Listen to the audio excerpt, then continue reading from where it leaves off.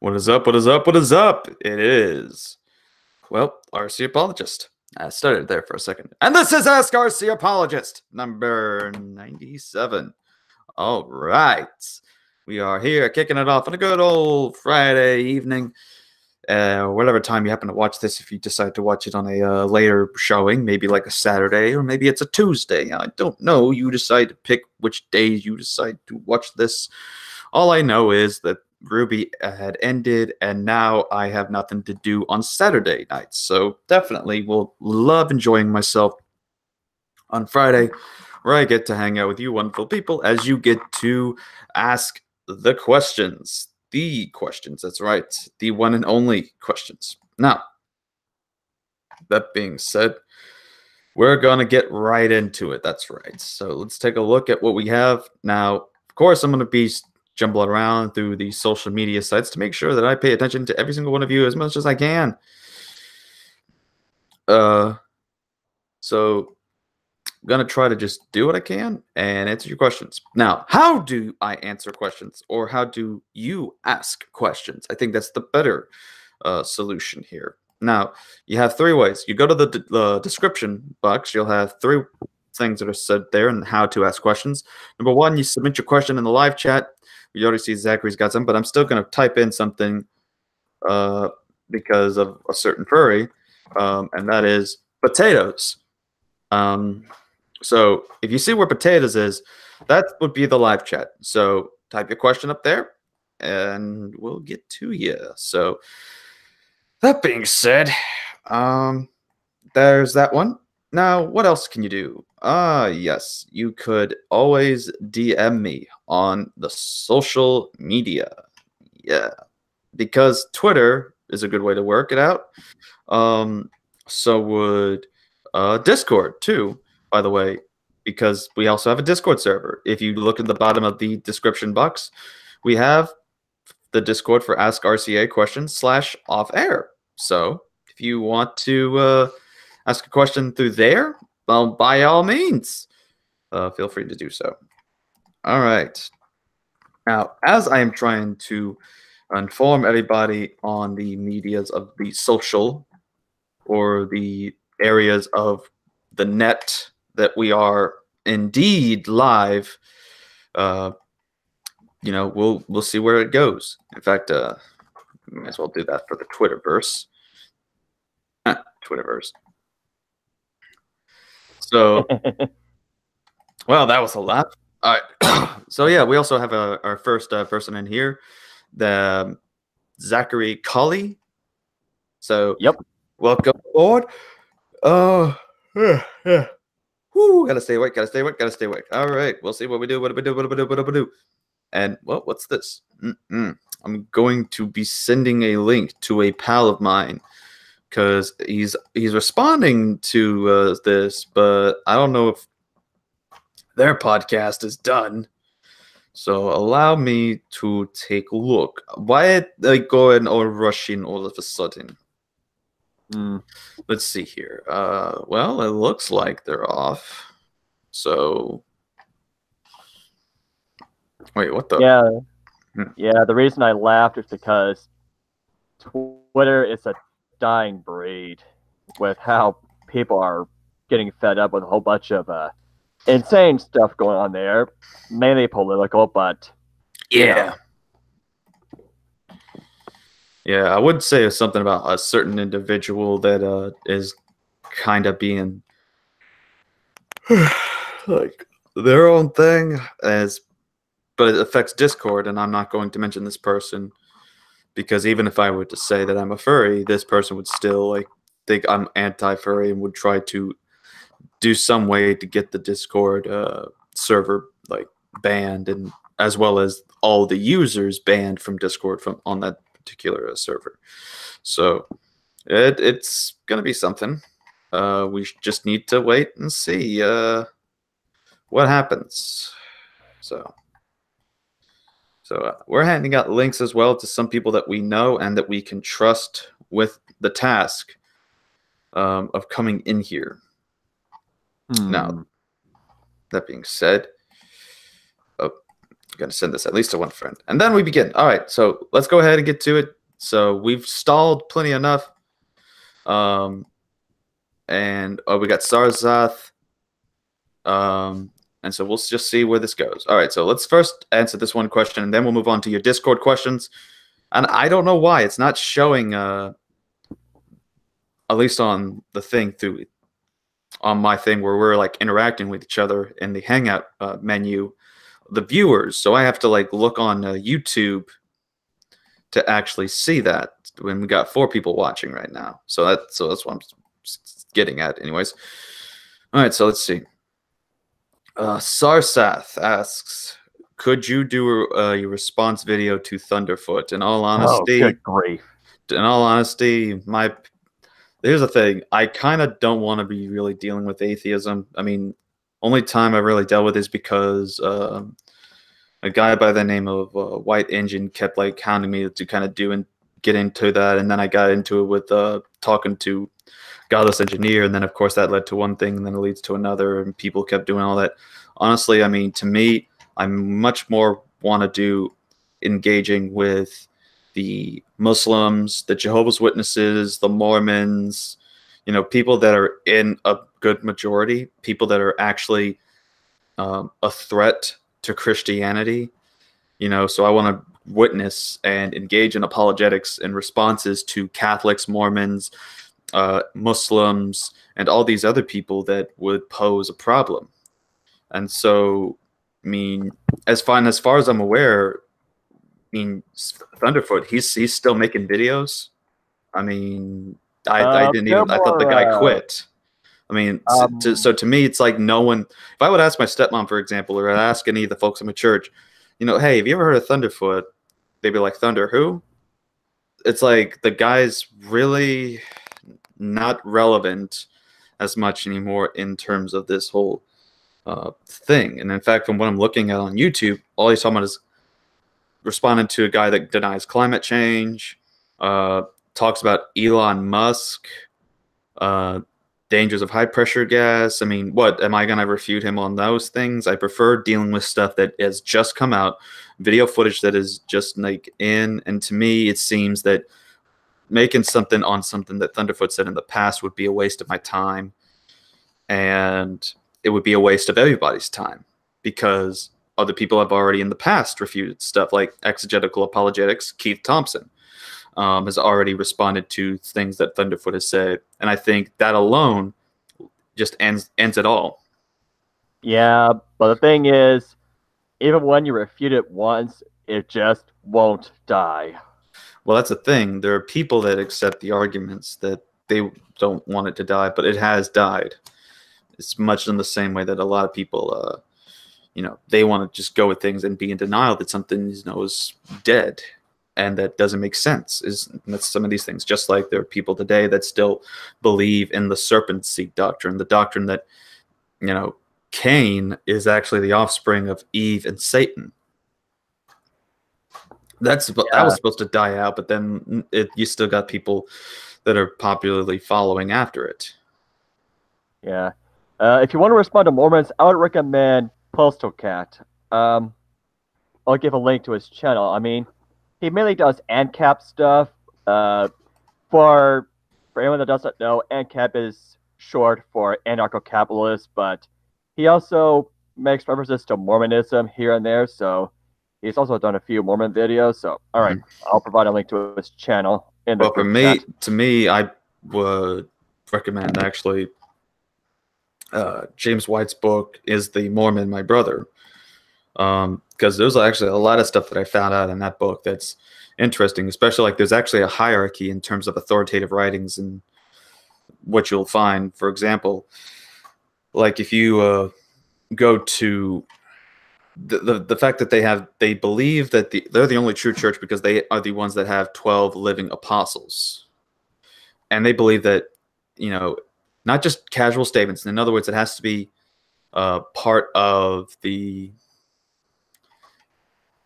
that these statements have to be part of like like some sort of a conference or document that's official of the church. If there's something in the writings of these, then that's something that's authoritative and is God inspired, meaning that they believe there is more than just the Book of Mormon and the Bible as scripture, but there's scripture that is being written that is God inspired today. And that is scripture that is revealed through the 12 apostles in their writings and in their speech at conferences. So you can then use this to then go against the Mormons if they believe that these guys are inspired. And if that's the case, and you show something they say that conflicts and contradicts one another, then it's not a consistent basis, a consistent theology on the basis of Mormonism. So that's one thing I found out, and that people will literally like defend this, like saying, yeah, he said this, well, I'll believe it, regardless of if it contradicts the Bible. So I would recommend that, but I'm going to take a look at Postal Cat whenever I get a chance at this. I'm looking at one thing. Oh, my goodness. Not be aware that this person would address this one individual I know, the Dio Taz Devil. Dio Taz Devil? Yeah, a person that's basically claiming there's Nazis in the furry fandom, and that by Nazis just anyone that disagrees with a certain. I have a friend that's gonna come on here later if he wants to add something about it. I mean, because I remember that I'm actually blocked by Dio, and I've never talked to Dio nor even looked at Dio's page before.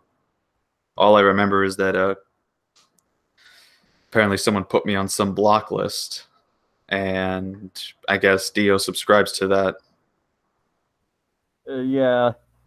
Funny you should mention that SJW stuff. Yeah, that's Postal just so Cat he's doing that. Yeah, Postal Cat actually does respond to one SJW quite often. Thought Slime. So, yeah, he does a good job with. Yeah, Postal Cat does a good job with that. Yeah. In terms of theology, yeah, it's the usual stuff with Mormons. Right. All right. Let's see here. Let me get. I can't even access it. There we go. All right. So, hold up. Make sure to let him know just in case he's watching. Who? Just a guy I know on Discord. He just recently joined and sent in a question. All right.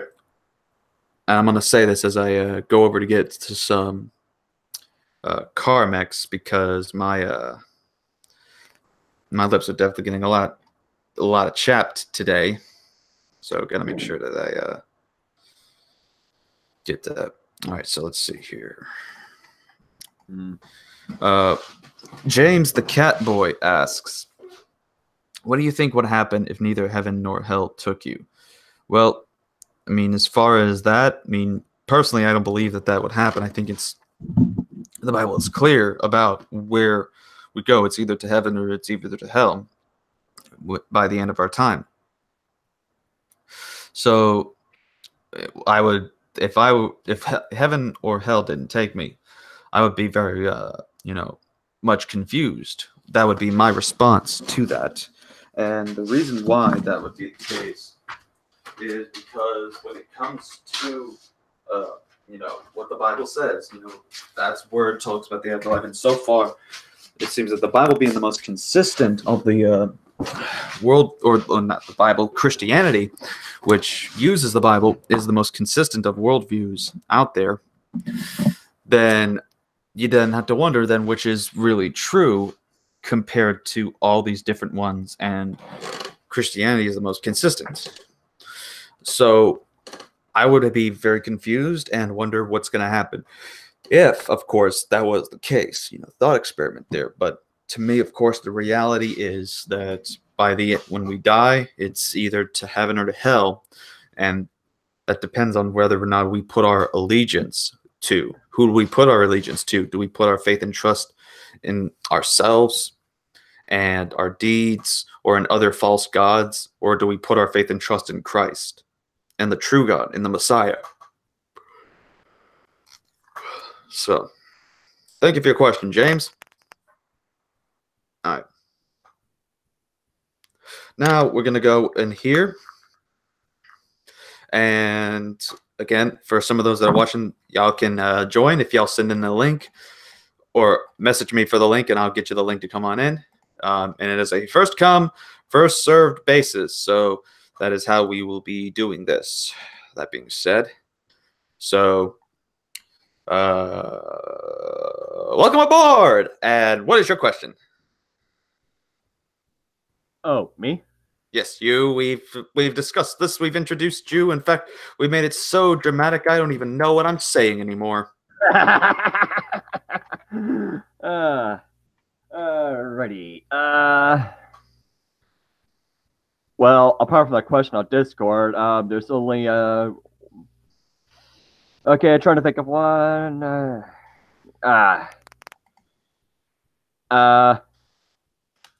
Oh. All right. So, in terms of what people say about marking priority, what would your thoughts be on that? I mean, to me, it's really not something I too much care for. I think that each one can be argued for. I have heard from Jonathan Sheffield and looking into other sources that would argue for a Matthean priority, that you could pretty much argue for either one ultimately, because one says, oh, well, Mark borrows from Matthew. Well, or that Matthew borrows from Mark. Okay, you can argue that both ways based on looking at this sort of like using this critical sort of scholarship of textual criticism and source criticism, and examine all the different, like, for example, same like events that occur or similar style or tone of language. You could use that and argue for it either way, depending on how you want to propose your theory. And that's what normally these things are. So to me, I really don't see as much of a big issue. And I think as far as mark and priority, I mean, at the moment, I would probably go for that. But I'm not going to be like set in stone on it or solid on it. Like, I'm willing to have my mind changed on that matter.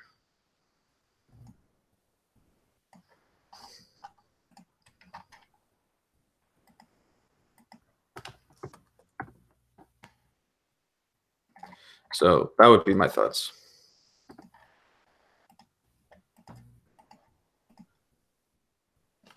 All right. So thank you for your question there. All right. And we got some people that have joined in. Bickle saying, hey, real quick. All right. So that means I'm assuming anyways. Wait, did I send him the link? Thought. Yeah, he probably wouldn't be able to join if he's just stopping by in there real quick, because he's a married man who's got a kid. Been a while since I've seen the kid on Facebook, so wonder how much the little rascal has grown. Because man, that every time Vecca would come into a hangout like that, the baby would definitely be crying at times, or would just be trying to like talk and interact. Especially, I think one time we had Ave in here one time, and just was like very fixated on that icon. All right, so let me go ahead and send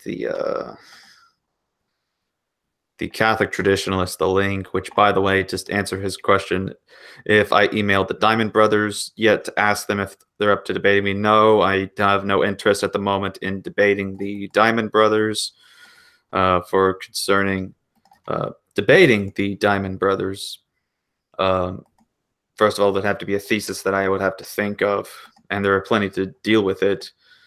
Also, I prefer to deal more slow along the lines of those who do affirm Vatican II. In other words, the majority, the popular Catholics, since that is where a lot of them tend to lead these days, and compared to these sedevacantist groups. So to me, I'm not interested in the Diamond Brothers or debating them, but I'll let somebody else debate them. So yeah. I sent you a link, Veckel. It's in the... Go check your Discord. Unless something... Okay. Anyways, also, welcome Religious Fanboy. Let's see here. Yo. All right. Hi, guys. Hey, man. Okay. Oh. All right, so Abe is saying that he's eating dinner right now, and he'll be on in a bit. Who else we got?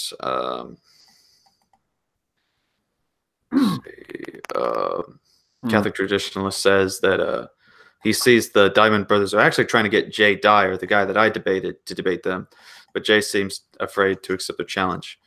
Well, as far as Jay, I don't know what his deal is, honestly. Like, for me, I don't even think that he's actually a person that wants to debate.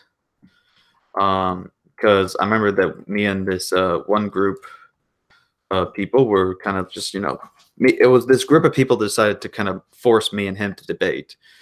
And we were just supposed to just have a discussion. Originally, that was kind of how it was going to be, and it was going to be friendly, but apparently he just decided to get very hostile about the whole thing. So, all right, send a link to Catholic Traditionalist. All right. Colin Maycole.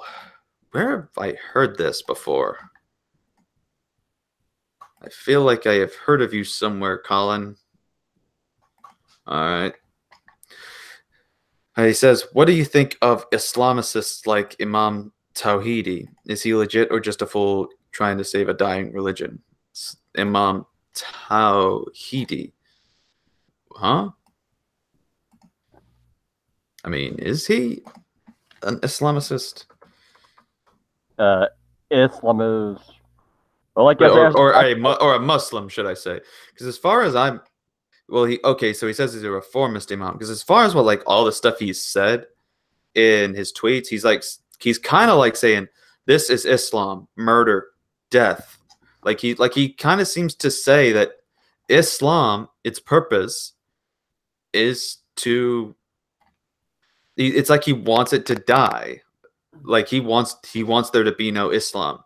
At least that's what I've gotten whenever I've seen people retweet his stuff. Hmm.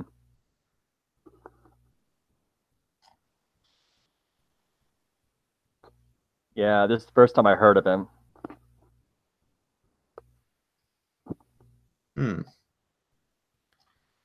So, yeah, because I mean, he's been on Twitter and he's actually been banned from Twitter before because he's spoken out against the violence of Islam and what it teaches. Why am I not surprised? Yeah. So, yeah. Anyways, also welcome Veckel. Hey, what's going on? Not much, man. I see you definitely gotten active on Discord. Yeah, I have. Well, sort of. As you can hear in the background, about 70% of the time, I'm listening. So How old is she now? She is almost 2. She's going to be 19 months next week. Oh man. Yes. Yep. She is getting to that point where she's learning how to use step stools and ladders and stuff. And oh boy. Yep. So now it's time to get the tranquilizing gun. Well, there you go. Just make sure that you got it locked and loaded. Yeah, I'm trying to put a GoFundMe account so people can help me buy one. So put the word out for me, RC. Hook me up. No, just kidding. Yeah. Well, at least you got things going on good with your family there, man. Yeah. Good to hear from you. Also, did you hear from from G-Man lately? I saw a couple videos. Looks like he's got some issues with Shani for, I don't want to say Christ anymore because I'm wondering if she actually is for Christ. But No, she's apparently not after a couple of videos.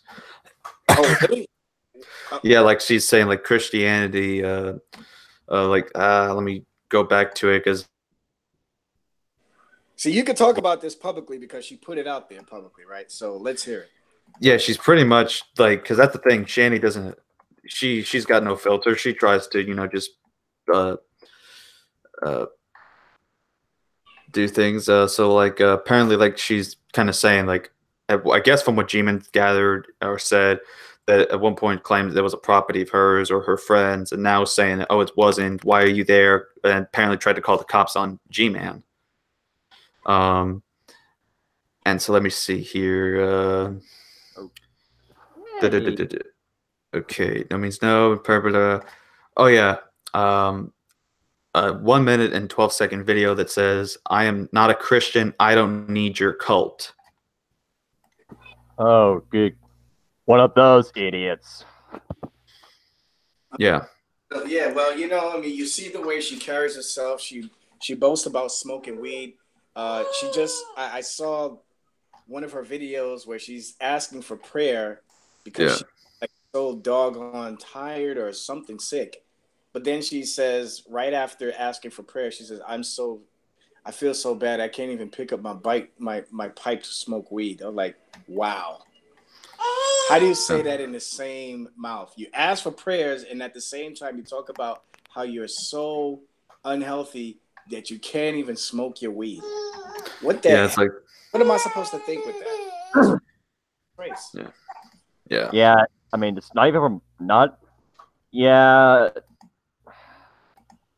yeah. I mean, as much as I think though, as much as I think government should not restrict trade, that I just don't see the point of smoking weed for recreation. I mean, using it for medical purposes, I can see, but yeah, not using it for that.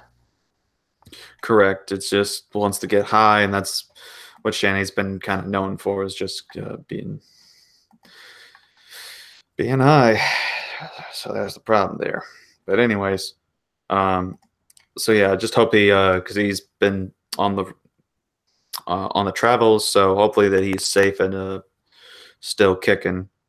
Because I saw that he was like walking, trying to get a ride at some point, or get a driver as he's like walking in the snow. And it looked like he was trying to walk down the road, like kind of like almost like a hitchhiking thing. At least is what it looked like. So just hope he's safe. All right. So that being said, let's kind of go to at the same time a Discord while going to Zach. And here on the Discord, you asked, how would you best counter the notions of KJV only as regarding other translations? Would you want this to be your question here, or do you have a different one that you want to ask? Yeah, let's go with that question. I mean, okay, so like, what would you mean, like, concerning the notions of them regarding other translations?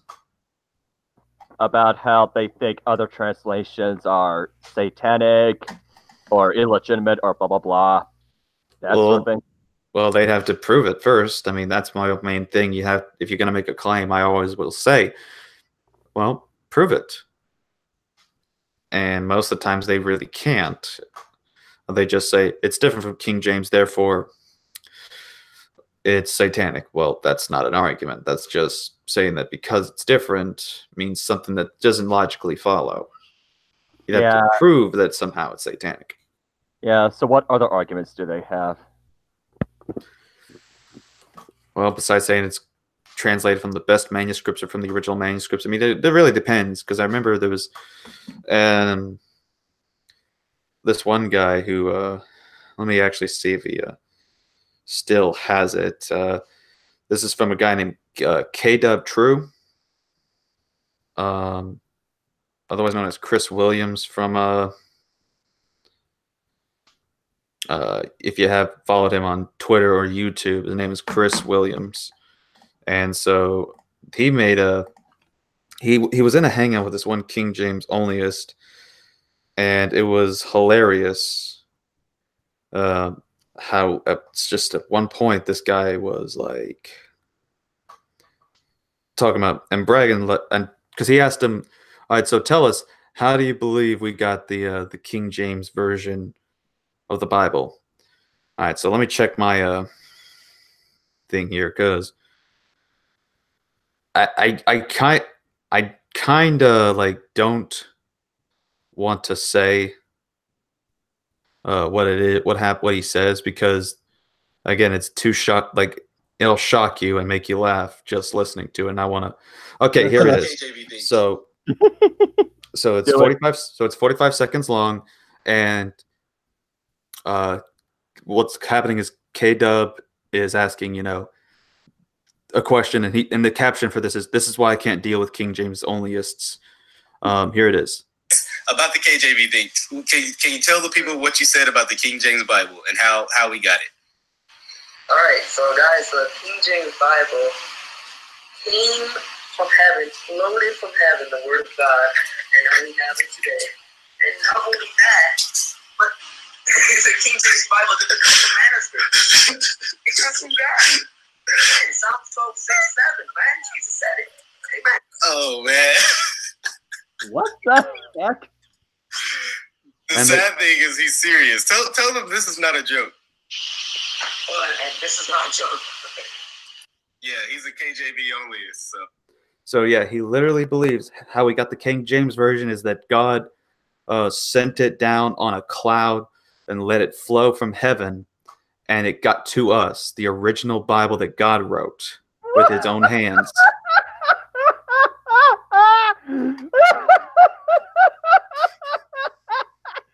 Oh, that idiot! Why do they think it's called the King James Bible? Oh! Well, to be fair, this guy has kind of lost his marbles. From what I had heard, apparently he became a modalist shortly afterwards. What are we talking about? What, did you just missed it? Yeah, I just missed that. Got back. I'm just gonna play the part where this guy, it's a King James onlyist, how he believes we got the King James version. So listen. All right, so guys, the King James Bible came from heaven, floated from heaven, the Word of God, and now we have it today. And not only that, but it's a King James Bible that becomes a manuscript. It comes from God. So we got the King James Bible because God wrote it himself and then flew it down from a cloud from heaven and gave it straight down to us. It came directly from heaven on a cloud to us. Ah, interesting. He's losing his mind, but you're like, well then. It's like this is not the first time you've heard something. That about the Quran? Well, concerning that they believe that it was written by God, but instead of being flowed from a cloud from heaven to earth, it was oral tradition then from the angel Gabriel to Muhammad. But yeah, they do believe that Muhammad or Allah did write the Quran himself. Yeah. Physically, like temporally. Yeah, physically, they believe that Allah wrote the Quran with the pen, as mentioned in that particular surah. Yeah. Interesting. Yeah. So anyways, also welcome Catholic traditionalist. So, all right. So thank you for your question there, Zach. Now, speaking of which, okay, yes, make sure to get the order right. So, like I said, first come, first served in that particular order that we go in, then that's how we do this. So that means religious fanboy, you're up next. What's up, man? I was having a conversation with someone at the college I go to this week, and we started talking about church history. And in our conversation, it was brought up how Calvinism and Protestantism kind of started around the same time period. And I was wondering if there were any doctrinal differences between Calvinists and Protestant, and if so, what were they? Well, Calvinists are part of the Protestant Reformation. So, in other words, Calvinists are Protestants. So, Protestant just simply means you're part of like the Protestant Reformation, or basically that you would affirm what the early reformers of the Protestant Reformation would affirm. In other words, like sola fide, sola scriptura. So the five solas would seem to indicate that. So when it then comes down to it, what makes Calvinism its thing? That would probably be, in my opinion, from at least how I've gathered it, like the second or third, like sort of split in the whole Protestant Reformation thing, because you had Martin Luther, and then therefore the Lutherans, and then you had Zwingli, and then of course you would have later on kind of the Church of England. So you would have like these various different Reformation reformers that have their own reformed reasons for why they split from the Catholic Church. And when it comes to Calvinism, I mean, you have the 5 points of Calvinism: tulip, total depravity, unconditional election, limited atonement, irresistible grace, perseverance of the saints. Their view of double predestination, where they believe that not only are people predestined for heaven, they're also people predestined for hell. So you have all these different. Those are the main theologies or doctrines that they affirm that would differentiate them between other Protestants, ultimately, anyways. Thanks. I was interested on like how they differed because I didn't know. All right. Well, yeah, does the Church of England even count, considering the motive Henry VIII had for splitting off? Well, considering that the Church of England, well, it wouldn't be considered necessarily a denomination anymore, since the Church of England, as far as I'm aware, is Anglican. Then at that point, we could just consider Anglican for that. But I don't know if like it would have technically been that during that time period, and that Anglicanism would be something that comes later on. So,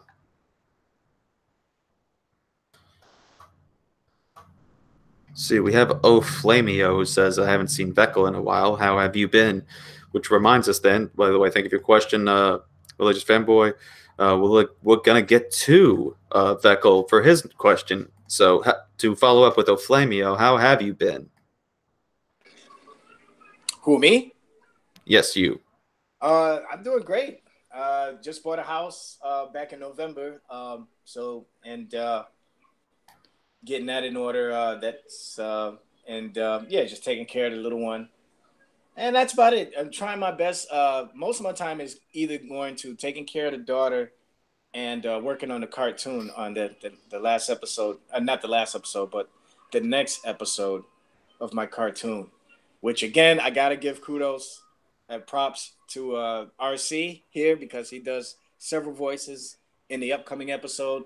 And I'm not saying this because I like RC, but he absolutely does an outstanding job. Seriously, no joke. Not saying that to kiss butt or because I like RC. He actually does an outstanding job. Really, I enjoyed editing the audio with his voice in it, with all the voices he's done. So I can't wait to release it, and can't wait for people to see all the parts that RC does voicing in. So really good. Yeah, I can't wait for that either. Yeah. All right. But that's about it. Yep. All right. Well, thank you, man. All right. So what question do you have for today? Yeah. Right now I can't think of any right off the top right now. All right. Well, don't worry then. You just think of one and come back later, man. All right, we'll do. All right. Up next, we got Catholic Traditionalist. Catholic Traditionalist, welcome aboard. And what is your question? Hey, RC. Okay, yeah. Are you able to hear me? Am I coming in loud and clear? Yeah, you're coming in loud and clear. Okay, I just wanted to ask you if let's say hypothetically you were to abandon the 5 points of Calvinism, except for the one about grace alone, and instead you accepted at the very least Molinism, then what faith at that point would appeal to you out of all the different faiths? Southern Baptist. Would it be Southern Baptist. Okay. Okay. And why? Because of the fact that there is diversity that is in there, to the point that there's a good sense of harmony and unity that is found in there. Because it's not just, people that would be synergists in there, but you have monergistic Calvinists that are also in the Southern Baptist Convention. So it pretty much welcomes all colors and all strides, as far as it goes. The only thing is that there's, of course, the political divide, currently in a debate about, if a woman should be allowed to be the president of the SBC. But I highly doubt that will pass through, in my opinion, because of some of the people that are kind of still there as president that are kind of speaking out against that. So, I mean, to me, I would still, just be Southern Baptist, because of the fact that there's this biblical doctrine that they affirm in their Baptist faith and message, as well as the fact that there's this unity even when there is this division. Okay. What cartoon is that? I heard y'all mention a cartoon. It's called 12. Is that a 12? Yes. Is that dealing with, oh, okay, so it is dealing with Christianity? Yeah, it's basically talking about like the last Veckel, since you're the creator of it, I'm gonna leave the summary or the plot to you. That is if you're there. Yeah, I'm still here. Yeah, right. I'm doing chores, so I don't want to make too much noise in the background. So, gotcha. But basically, the cartoon 12 is a story about 12 people on a journey from New York City to Jerusalem, and the whole story takes place during the last 12 hours prior to the return of Christ. But as the journey ensues, you kind of get to flashbacks of various events up until the last 12 hours, such as the rise of the Antichrist, the locusts, the two witnesses, preaching, Mark of the Beast, all these elements that are pointed out in, Matthew 24, 25, and in the book of Revelation, is brought to, well, I should say, with the entertainment value, I should say, brought to life through this cartoon in a very what's the word I'm looking for? I should also say too, because I know that there's debate about whether or not it's post-trib, pre-trib, amillennial, post-millennial, whether or not this part is symbolic. The two witnesses are symbolic, or are they literal two people? Are the locusts symbolic of something else, or are they literal bugs with human faces? That kind of thing. I'm aware of all those types of discussions, but for the cartoon, I've just taken for entertainment value only, the liberty of making these things as taking a literal approach to it from the way it's described in the Bible. So you will see, like, for example, the locusts, looking exactly as they're described, and I don't take a symbolic form of it. And so. Yeah, that's pretty much it. So there's going to be 12 episodes. Right now, I'm currently working on 11 episodes, and there's the little one, and that's pretty much it. So, and by the way, again, anyone looking to do voices for the next episode, I need tons of them. So, get in contact with me maybe after the show. Oh, sure. All right, so thank you for that.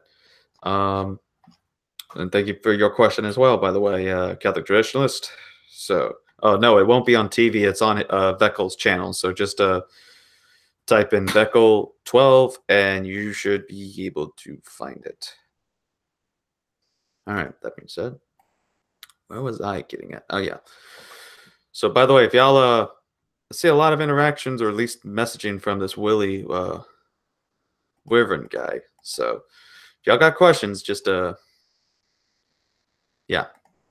Wyvern saying, can you leave me a link in the comments after the stream? I mean, we can leave the link to this as soon as I about to go off air, then I mean, yeah, sure. Also to the person that said, "I think I know you," which would be me. This by the way is Colin Maycole talking. I'm one of Abe's friends in the Raiders. Ah, well then, welcome aboard. Matter of fact, I don't know if Mr. Maycole of Colin Cauliflower. I don't care anymore. If you want to come in, just feel free to, message me on, because unless you can ask Ave, I can get you the message to come on in here, because Ave should be coming in soon. I sent him the link, so if you want to come on in, Colin, just hit me up. In fact, I'll even let him know.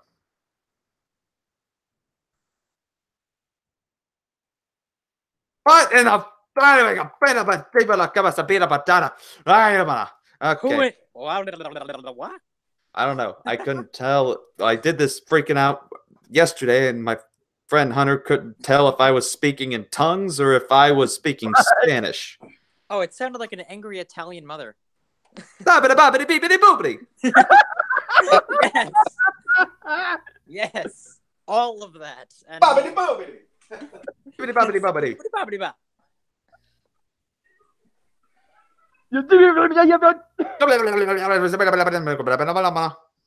Okay, I was trying to do a Z Bobbity do imitation of arguing with straw men from Freedom Tunes, and I failed spectacularly because that reminded me of it.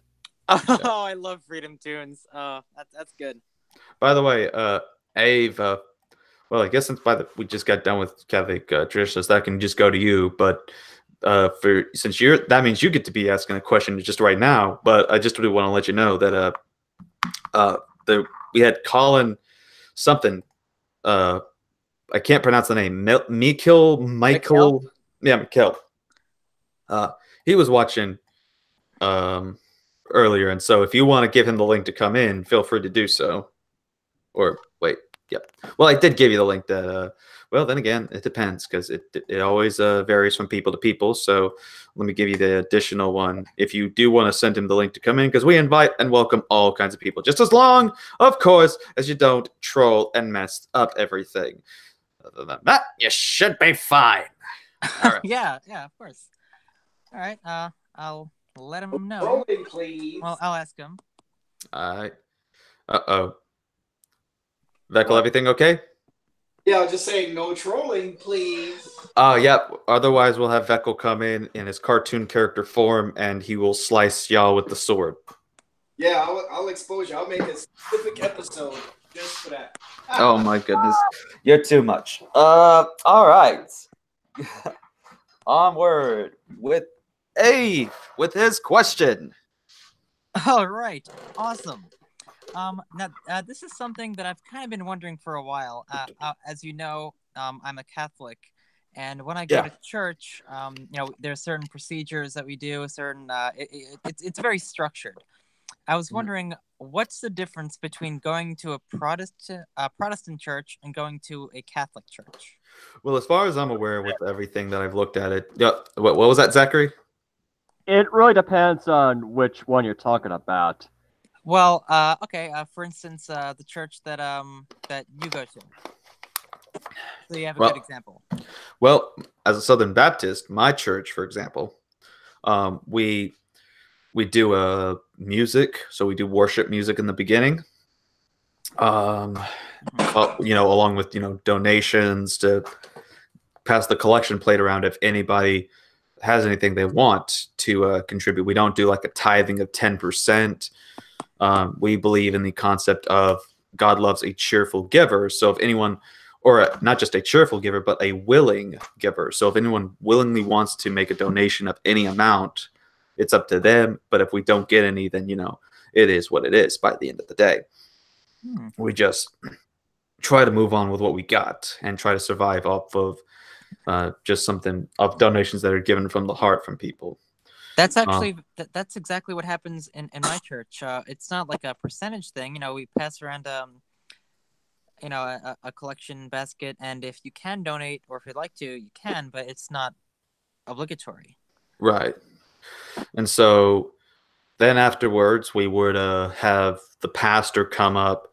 Most churches, of course, that I've usually seen, like especially if you're a Reformed Baptist or a Presbyterian, they would give an hour-long sermon, whereas our church, the whole service is an hour, so 30 minutes or 25 minutes dedicated to worship music, and the rest of the time, the other 30 or 35 is then given over to the pastor to preach the sermon. And then we have invitation. If anyone has something they want to come, or either they confess Christ, or if they want to, if they have things that they need prayer about, we do that, and then afterwards we end the service. Huh. That sounds pretty similar to my church, except for the part where individuals can come up and I guess testify or say something. We don't have that. That's really interesting. Yeah. Okay. Well, hey, you might want to try it out if you're interested in looking and seeing what a Protestant church does. Well, yeah, I have been to a ex-girlfriend's church. She's a Pentecostal. But boy. I have questions about that later. Oh, God. Trust me, I got some questions about that too. So that's coming up. All right. Well, thank you for your question, then, man. And I see also we had Colin just join in, at least in the outer chat, but I don't know if he knows how to get in or. Well, I sent him the link you gave me, which was the outer chat. I think he can just join the call if he's in the group. All right, let me see. I'll just say welcome on in, Colin. All right, so we'll see. Oh, yeah, now we remember the name. Because there he is himself. Let me just go ahead and do the show broadcasting system. As we have this little cat person has just joined us. And yes, I say that because I forget the name of your species from Skyrim because I am not a gaming nerd. Khajiit. Khajiit. It sounds French. Oui, oui. Wow, I'm not going to lie. That was extremely gay, my friend. But hey, that just means you're extremely happy. We use other terminologies. Anyways, but yes, again, thank you for your question. Abe, welcome aboard, Colin. Yeah, that's my actual kind of name. Google Plus, goddamn you. Oh. Well then. Hey, don't worry, Veckel. I have everything. We make sure that we get the Bible thumping shotguns as well as the tranquilizers. Just don't ask me to use those on your daughter, though. All right, I forgot what kind of server I just walked into. This is a Christian server. No Christian. Yeah. Besides it literally being a Christian server, this is like a PG-13 server. The only words we're allowed to say is poop. That's right. Even that's a bad word. Duty. Okay. Yeah, duty. So yeah. Anyways, that being said, welcome aboard, Colin. This is Ask RC Apologist. So I don't know if you have a question at the moment since you just got in and have just experienced the randomness that is this server. So I would understand if you want to, because technically we do this in a first come first served order. So technically it would be your turn to ask a question. But if you don't have one at the moment, it'd be fine to ask if you want us to skip you.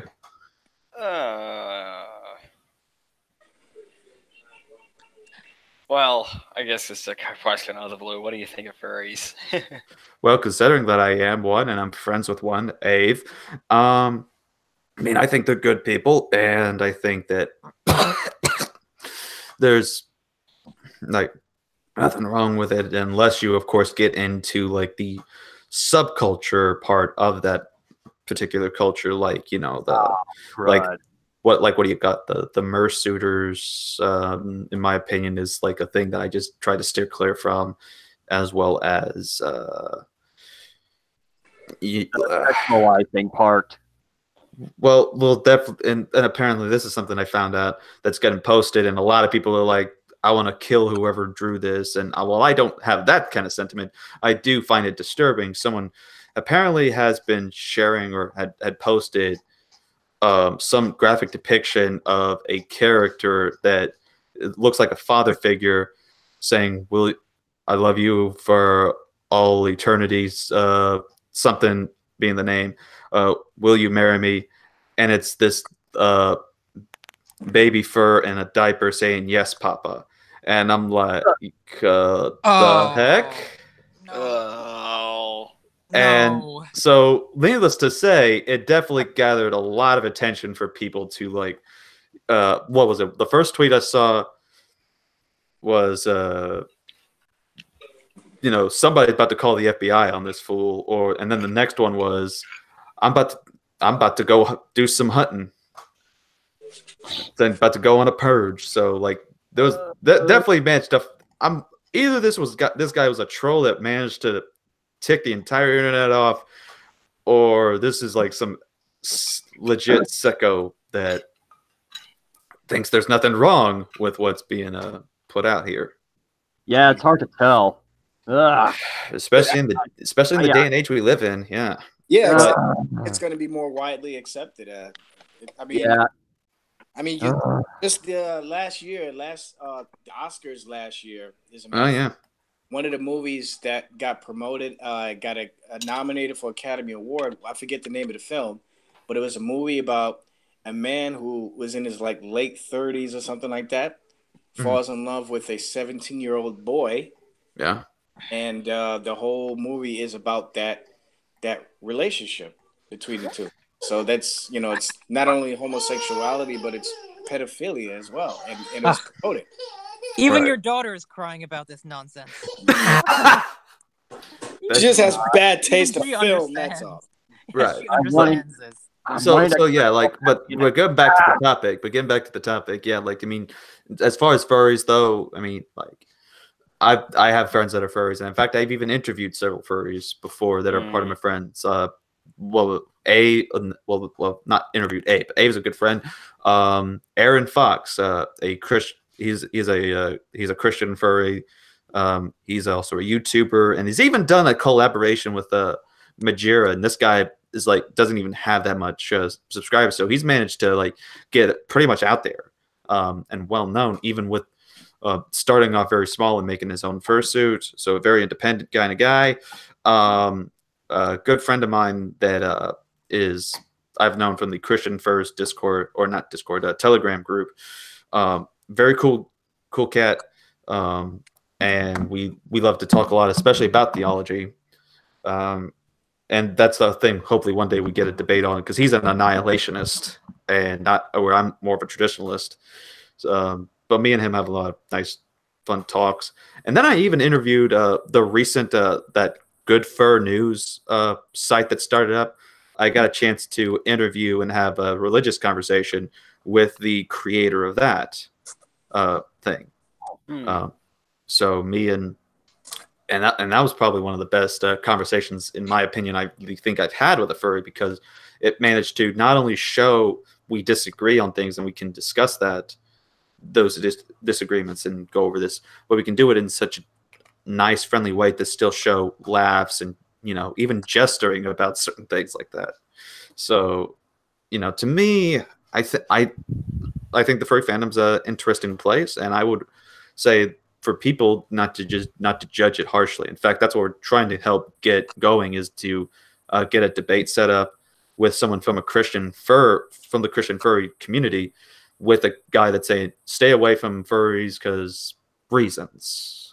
So we're gonna get that set up so people can then have that conversation. So yeah, that's my thoughts. Oh yeah. All right. Well, thank you for your question, Colin. Yeah. And also, in case you can't see it, a religious fanboy says hi. I have a question that's not related to anything theological. Oh, yeah? What is it? All right. You've heard of the movie Akira that came out back in the late 80s or something like that? Yeah. Okay. I was told, or at least I read somewhere. Come on. It's like the baby is strategically placing the moments to cry. Yes. Okay. They're smart. Okay. Anyway, I was told that. Okay, I was told. I read somewhere. I think last year that they were looking into making a live action film version of the movie of the cartoon, the anime. Yeah. So and it was going to be directed by the same guy who directed the movie Get Out. Have you any update or any info on that or? Jordan Peele?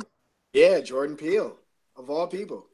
Well, that's new to me that Jordan Peele is going to take it because the fun thing about this is that Akira, as far as a movie, has been a talk of something that has been trying to get into production for years. I think it was like, because I forget when it was that I saw it, was like, I mean, as far as I'm aware, like they've tried like since like 5-6 years ago is when they made the announcement and started to try to work on it. And that was from different people trying to handle it. But each time someone does it or tries it, something comes up. They're like, we can't do this. And this is Akira Battle Angel? No, that's Alita Battle Angel. Oh, this is sorry. Okay. This is Akira as in the old fashioned like Japanese movie. Like I do forget what time it came out. It was either the 80s or the 90s. Yeah, I want to say maybe like very early 90s, if not the late 80s. Yeah, it says 1988. Yeah. So let me show the picture from one of the. Everybody knows the bike. If you've seen the movie Ready Player One, you've seen the bike. Yep. From Kaneda. Kaneda. Kaneda. Yeah, I've only really read the book Ready Player One, and that was for college. Yeah, but yeah, this is the famous poster that they would usually have. Is that it's got the motorcycle from Kaneda, and there's the character himself, which to me is like one of the most depressing like sci-fi anime kind of movies you'll ever see, because it's pretty much just confusing and like very much of a psycho like trip that you're warping yourself into at this point. Yeah, I be better for the art, the animation. To me, I think it was ahead of its time. It was really, took them like 15 years to put together. I think something like that. Yeah, like to me, here's how you can sum up Akira is just these names being shouted out. Kaneda! Tetsuo! Kaneda! It's just that's if you watch, that's all it is. Yeah. Kaneda! Tetsuo!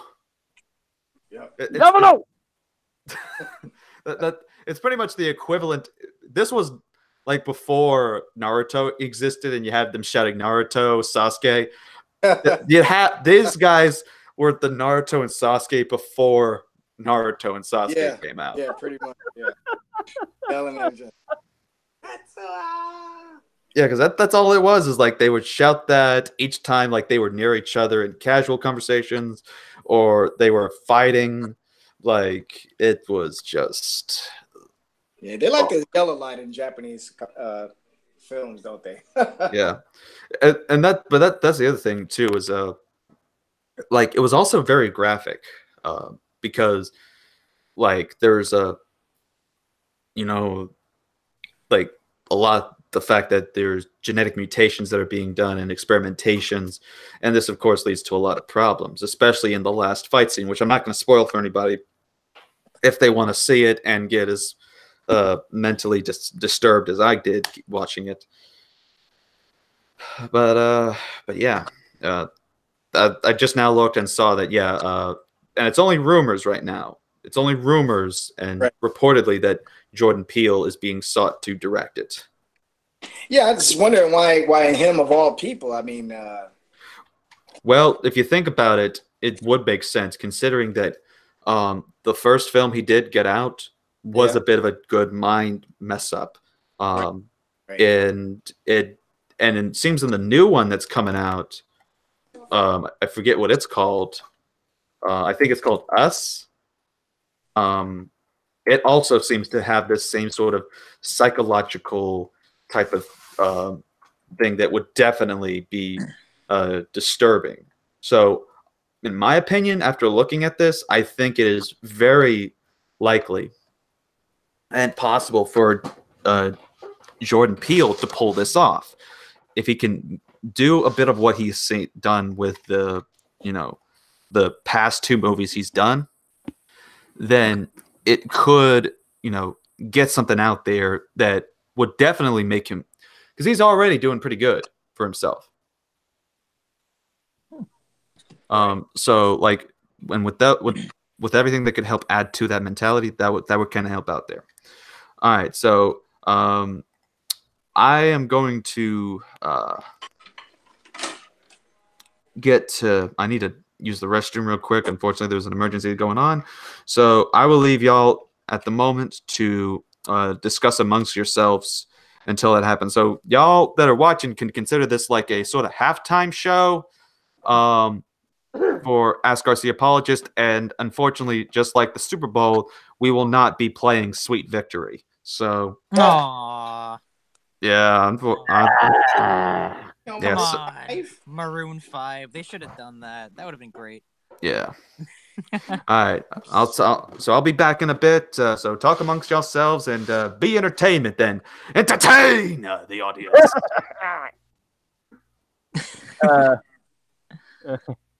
All right. How have you been, Ave? I've been doing very well. I saw you were watching the podcast earlier today, which was pretty cool. Yeah, it was really cool and interesting. Oh, sorry, I interrupted you. I think it was one of our better episodes. Yeah, it was really nice. Yeah,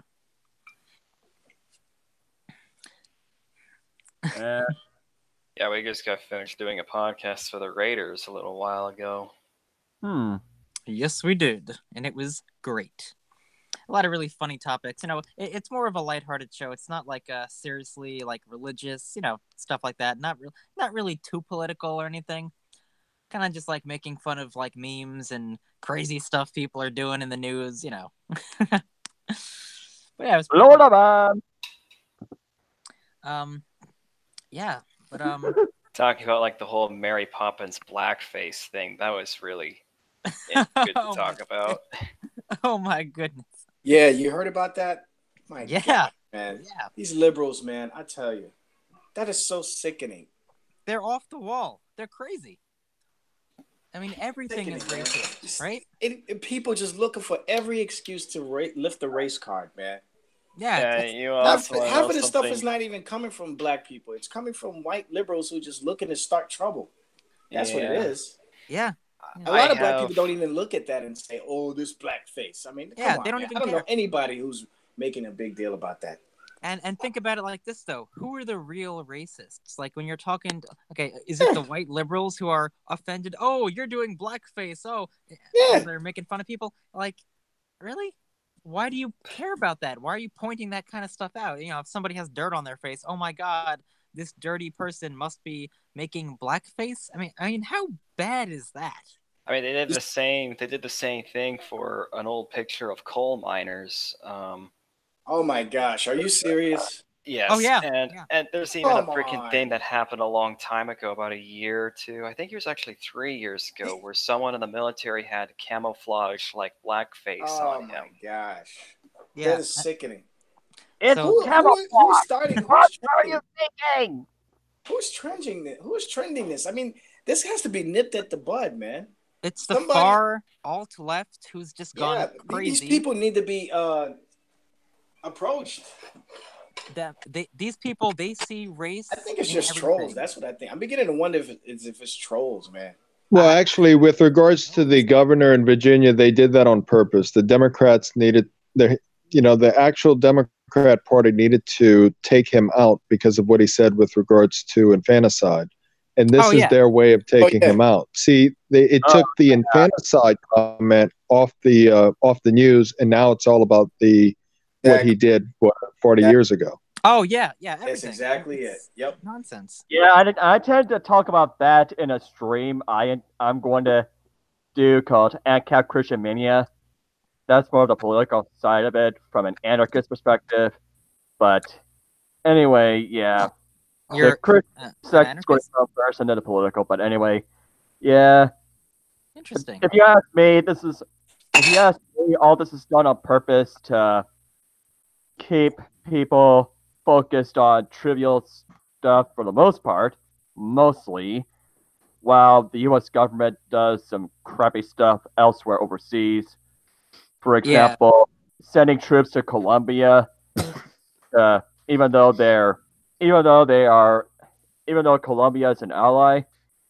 Yeah, I have a hundred so do other fellow anarcho-capitalists that they're only doing that because of the black market going on in Venezuela. Venezuela's gone. That's just a total mess.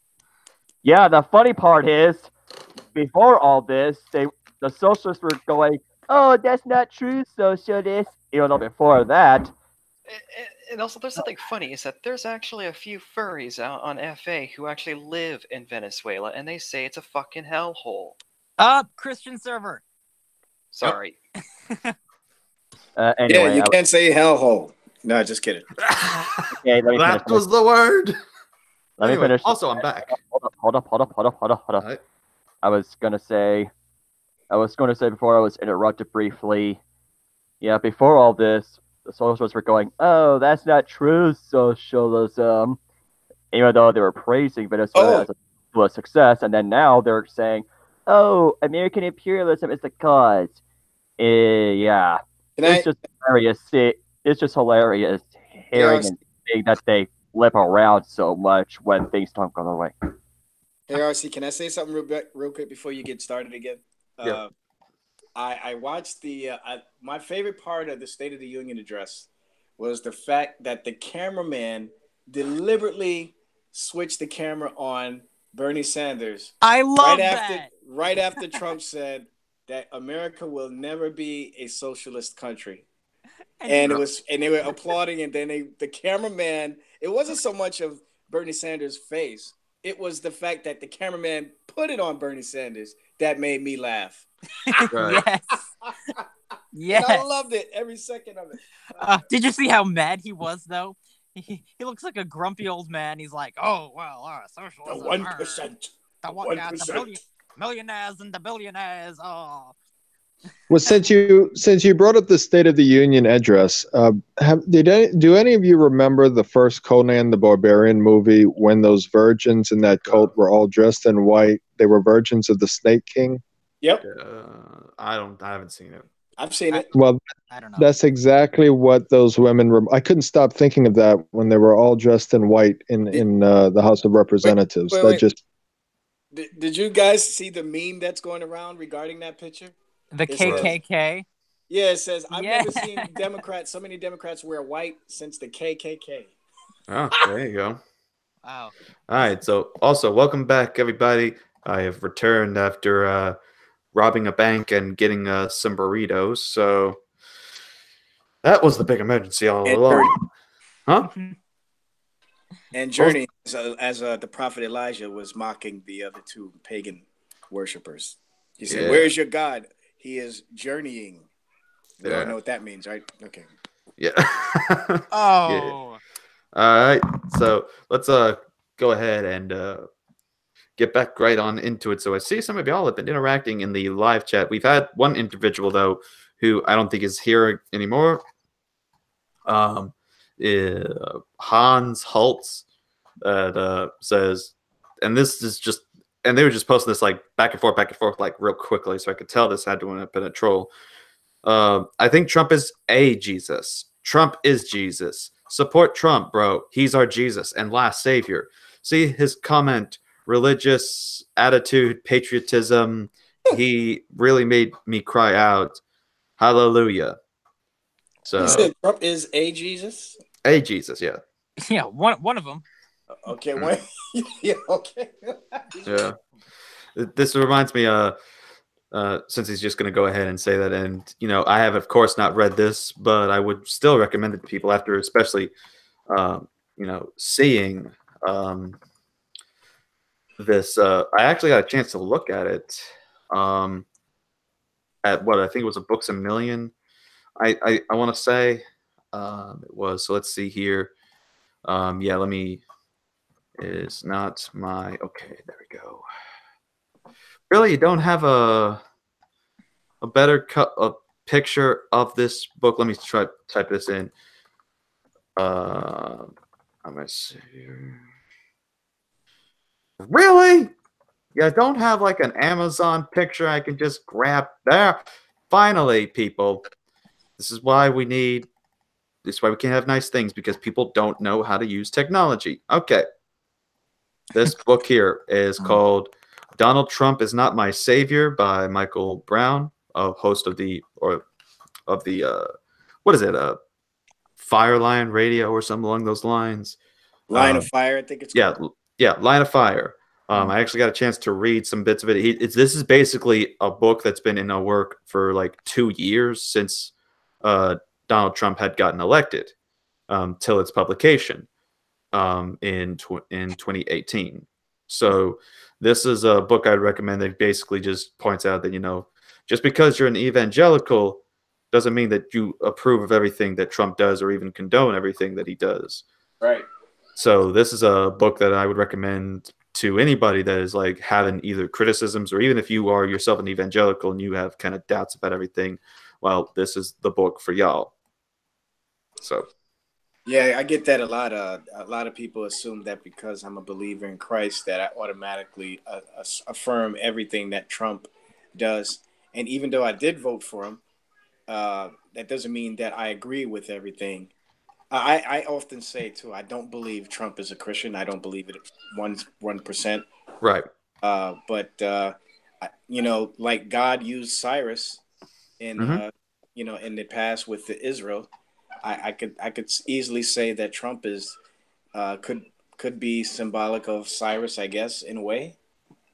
I'm just curious as to what's going to happen after he's done in office. I think the devil is going to hit back full force just out of pure spite of the previous. This current administration.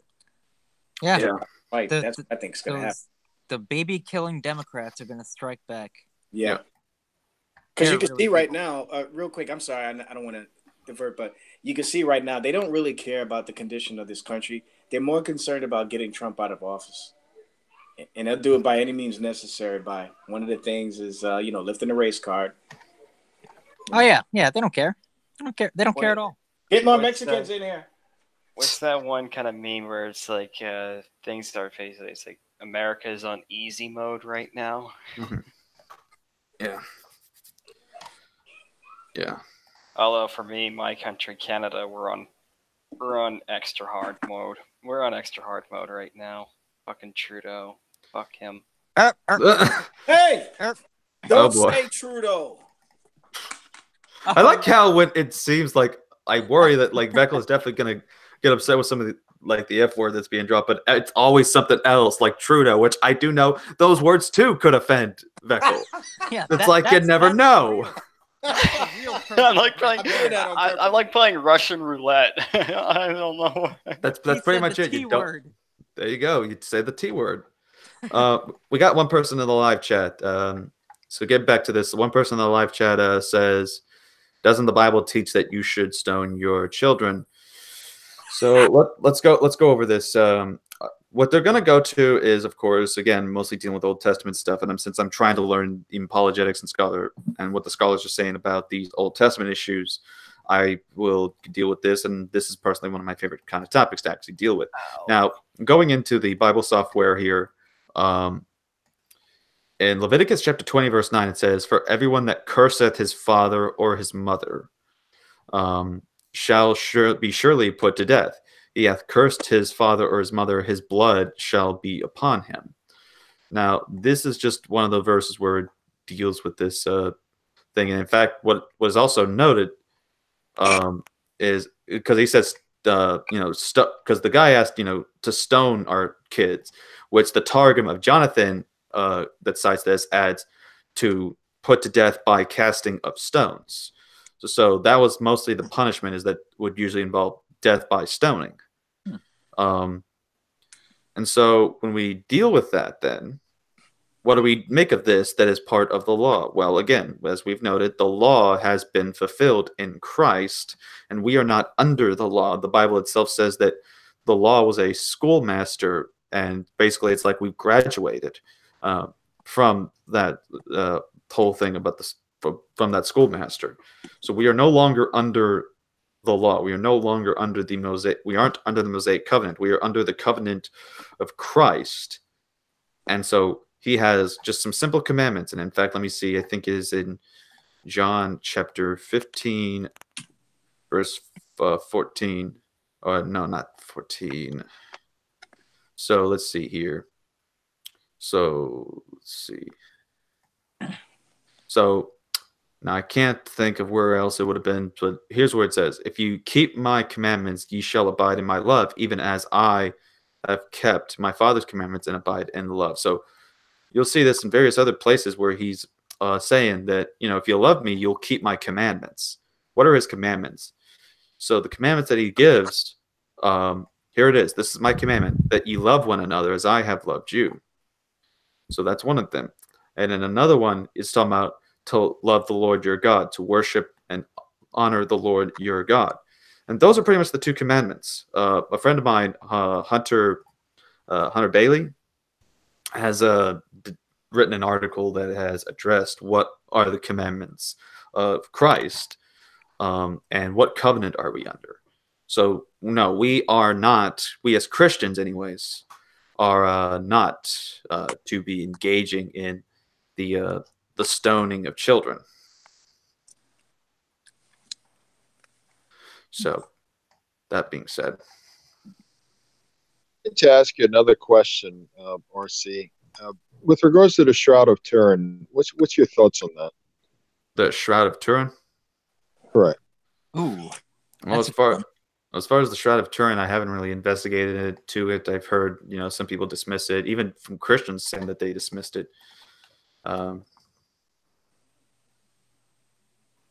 So, I mean, as far as what my thoughts are on it, I haven't investigated much into it. So I can't really give my thoughts. What about the current events right now with regards to Syria? Because I've heard some people claim that based on what the Bible says, and I don't know exactly which scriptures they point to with regards to this. Maybe I guess somewhere in Revelation or maybe from Daniel or Ezekiel. I'm not sure. But with regards to Syria and Syria being destroyed, Damascus being destroyed, they said that that's the beginning of, I guess, something to do with the end times or tribulations or something. Well, I mean, again, for that, to me, I try not to make like predictions or connections to some of these things, because in all honesty, I think it's something that we're not going to be able to predict. Because I mean, you have people that were claiming that, for example, I'm sure you would know this, that people would say that the end times would come because of the Catholic Church, and that the Pope would be seen as these figures that fulfill the prophecies of Revelation. Then you have people that have come down the line that say it's actually Islam. In fact, I think it was actually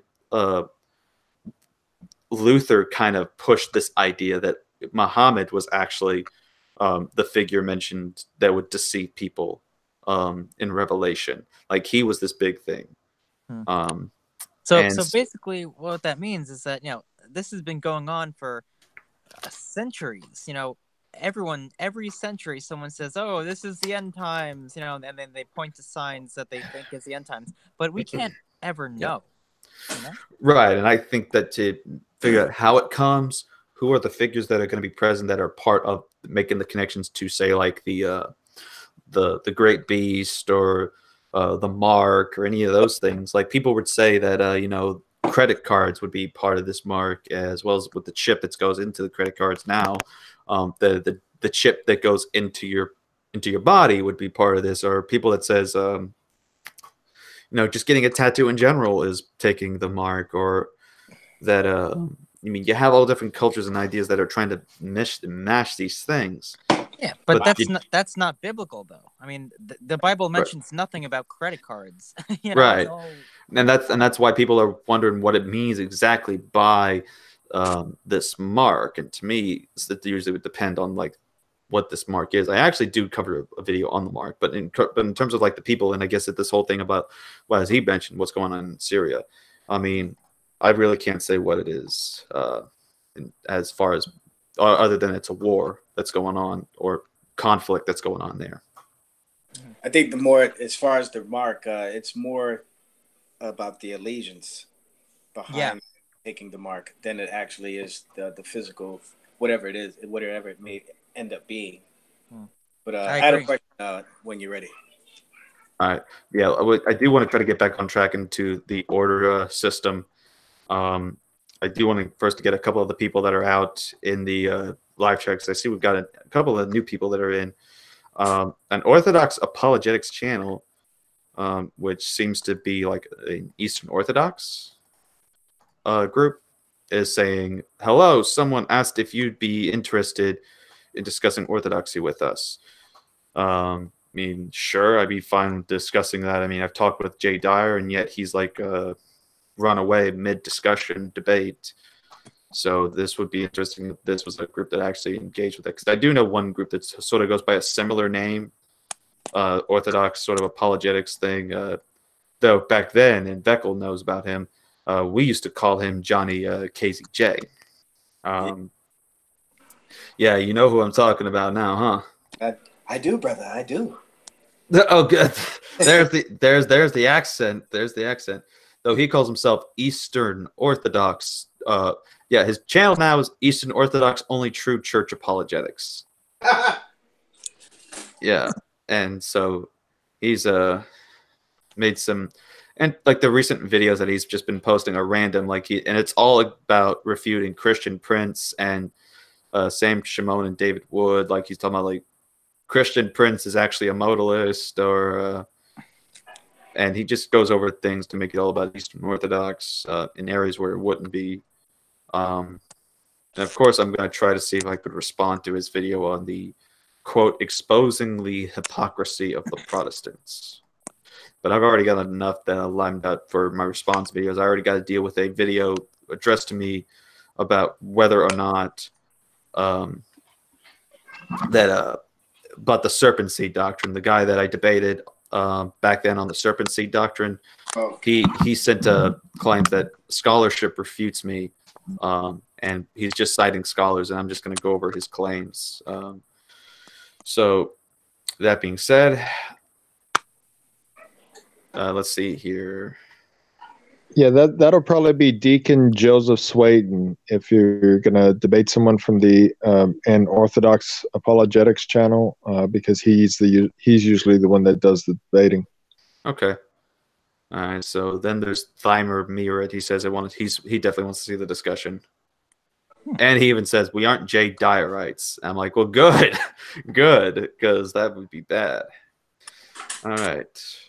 So let's see here. I think that would be all, and I don't think we have any Discord questions at the moment. We've answered what we had.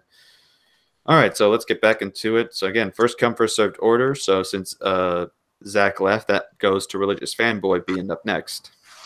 By the way, before Fanboy asks his question, we have about an hour and 30 minutes left. So if y'all have a question, feel free to type it in the live chat, and we will get to you whenever we're done with everybody on the panel and as we go down the line. So, Fanboy, what is up, and what is your question? Besides some runny nose and sore throat issues, I'm good. But I was wondering, because something I'm having a hard time with planning out Bible studies is wondering how to divide up the books of the Bible for like each session. Like, should I do chapter by chapter or topic by topic? Like, well, in my opinion, it should be well, not necessarily chapter by chapter, but like I'm still getting an echo from you. All right, there you go. So it would have to be like a section by section. So, like for example, if you notice a sermon doesn't always just go by chapter by chapter. I remember one group and Veckel should know this group, that they did a Bible study where they would just do 2 chapters. And regardless of what the context was, they just sat there and asked people what their thoughts were on it, without realizing that maybe they would understand what's actually happening in that if they would read the next set of verses. But they think it's only limited in chapters when the Bible doesn't really focus or view itself in chapters. In fact, chapters were added later on in the early manuscripts, and how they wrote these. They didn't have chapter divisions. That comes later on, once especially been recognized in canonicity and as definitely well regarded as scripture. So that's when we start seeing these chapter divisions. So we have to treat it like we read a letter or book in general that has context in it. So I would say I focus on certain things. Let me use Ephesians for an example. Like recently we just got done with Ephesians chapter 4. And so you see we have these sections that help kind of show where like some of the context comes in, and that can kind of help you out. But let's see here.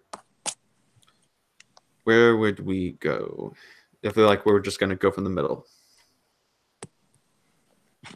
So this says, from whom the whole body lifted. Okay, so if we just start here, we don't know what's going on. So who is the whom? So we go up. So we keep going. Keep going.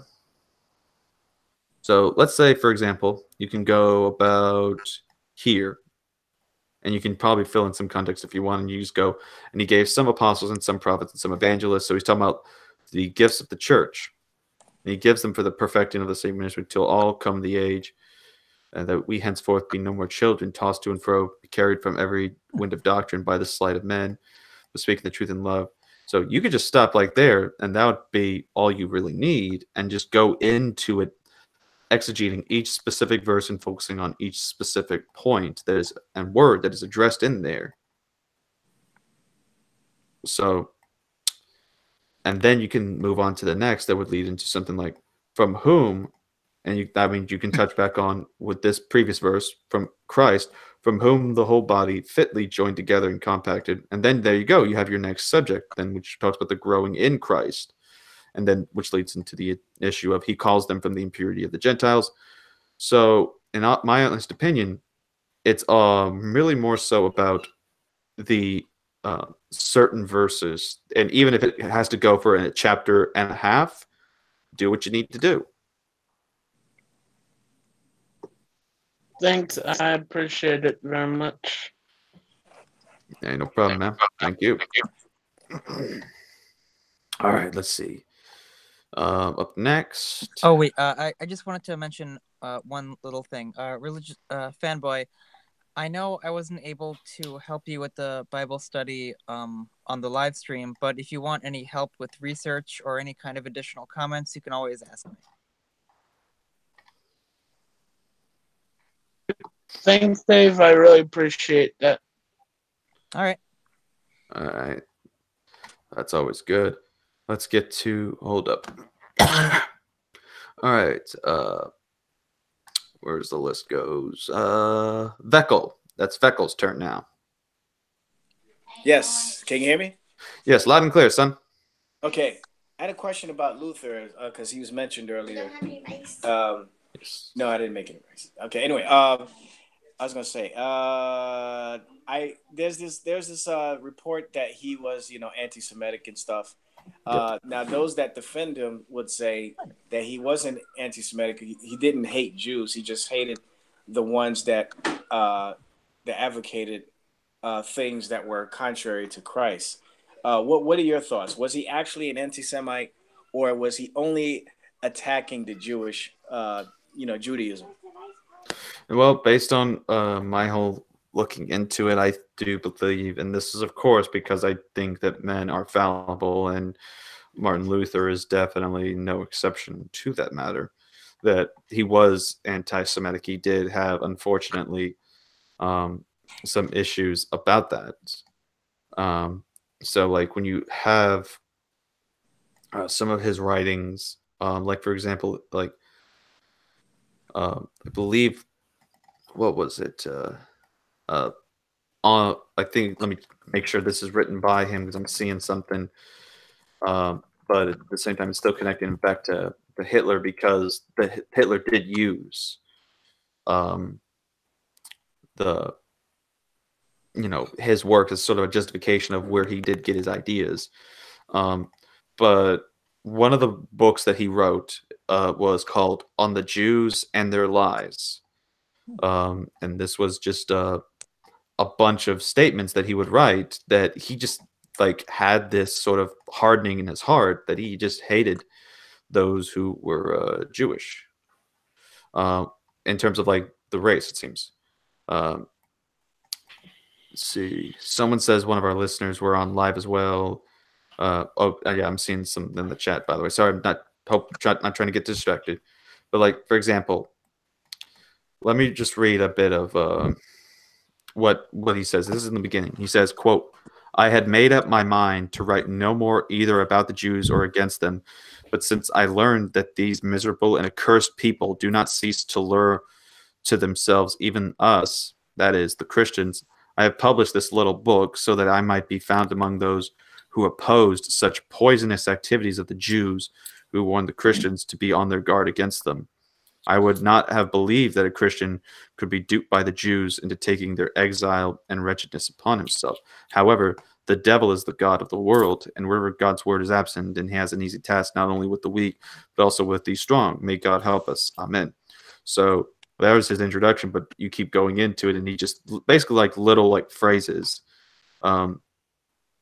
that he would have. Like, for example, he says, "Did I not tell you earlier that a Jew is such a noble, precious jewel that God and all the angels dance when he farts?" And so then another, let's see here. "Therefore, we Christians in turn are obliged not to tolerate their wanton and conspicuous blasphemy.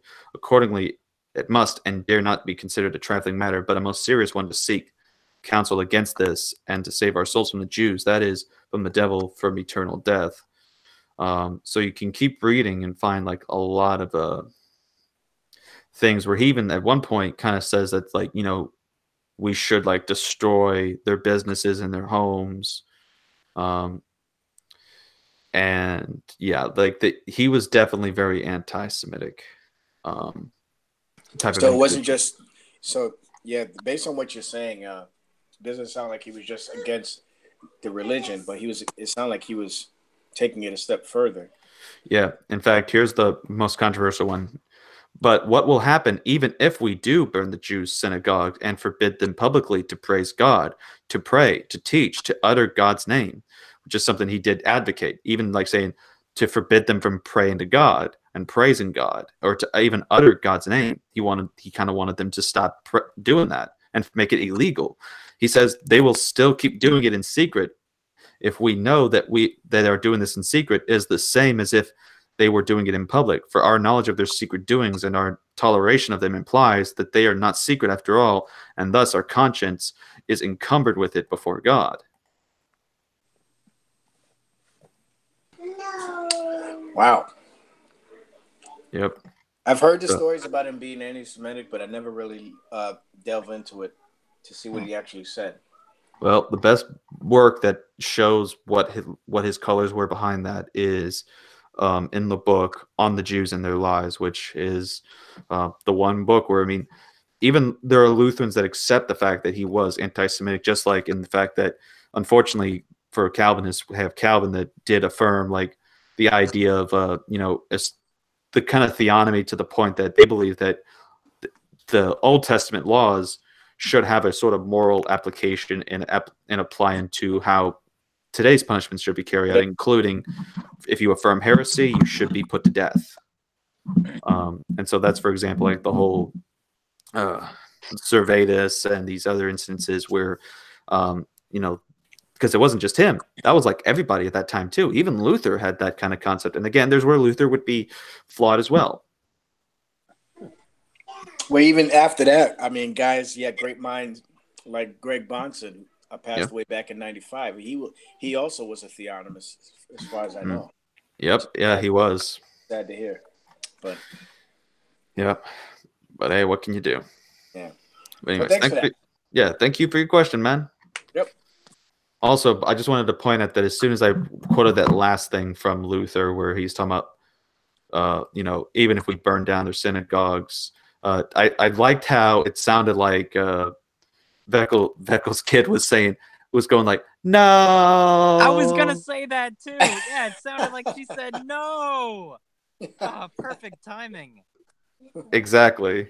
Not Luther, no. It's like what you given your kid like the 95 thesis to read already? Yeah, I'm trying to teach you some big words. You know. There you go. Today her word is transubstantiation. Can you learn? Can you say it with me? No, just kidding. No. All right, so let's see.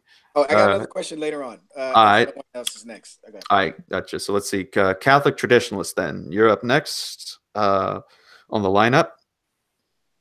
Okay, yeah. Well, I wanted to ask you what's your thoughts on unidentified flying objects, because I'm sure you're familiar with what some people have claimed, that a lot of these unidentified flying objects seem to, and not only that, but the alien abductions, they seem to correspond to the spiritualist movements, and the alien abduction cases seem to correspond very similar to demonic exorcisms. So a lot of people are beginning to believe that this isn't actually craft, but instead it's demonic illusions, demonic tricks, so as to take our mind off of the reality that man is created in God's image and that there really isn't anything out there.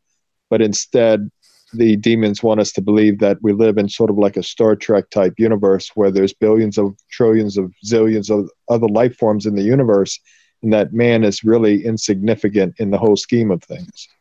Well, I mean, honestly, I personally don't think there's really any evidence at the moment that's like verifiable of these things or these abductions. I mean, I have an aunt that passed away that kind of affirmed that. I even have like a book that she had where this person kind of claimed that not just that, but even there was citations in the Bible apparently that supposedly talk about UFOs, but they describe it under a different name.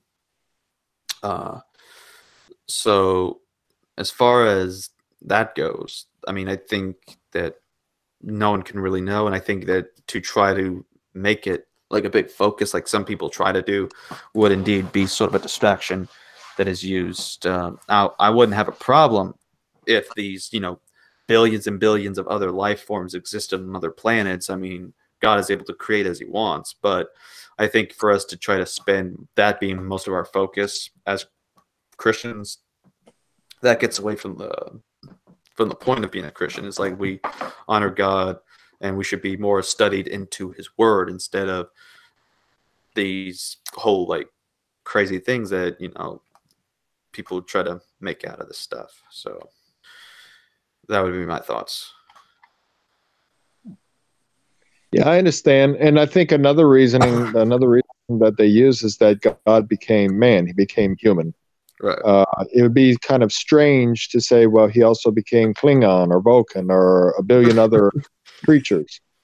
You understand? So it throws like a stick in the wheel of at least the triune God type of Christianity, which is only true Christianity, when you try to add all these other supposedly intelligent beings in the universe, you know.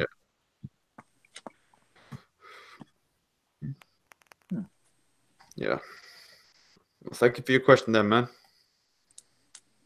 All right, so let's head on over to Ave.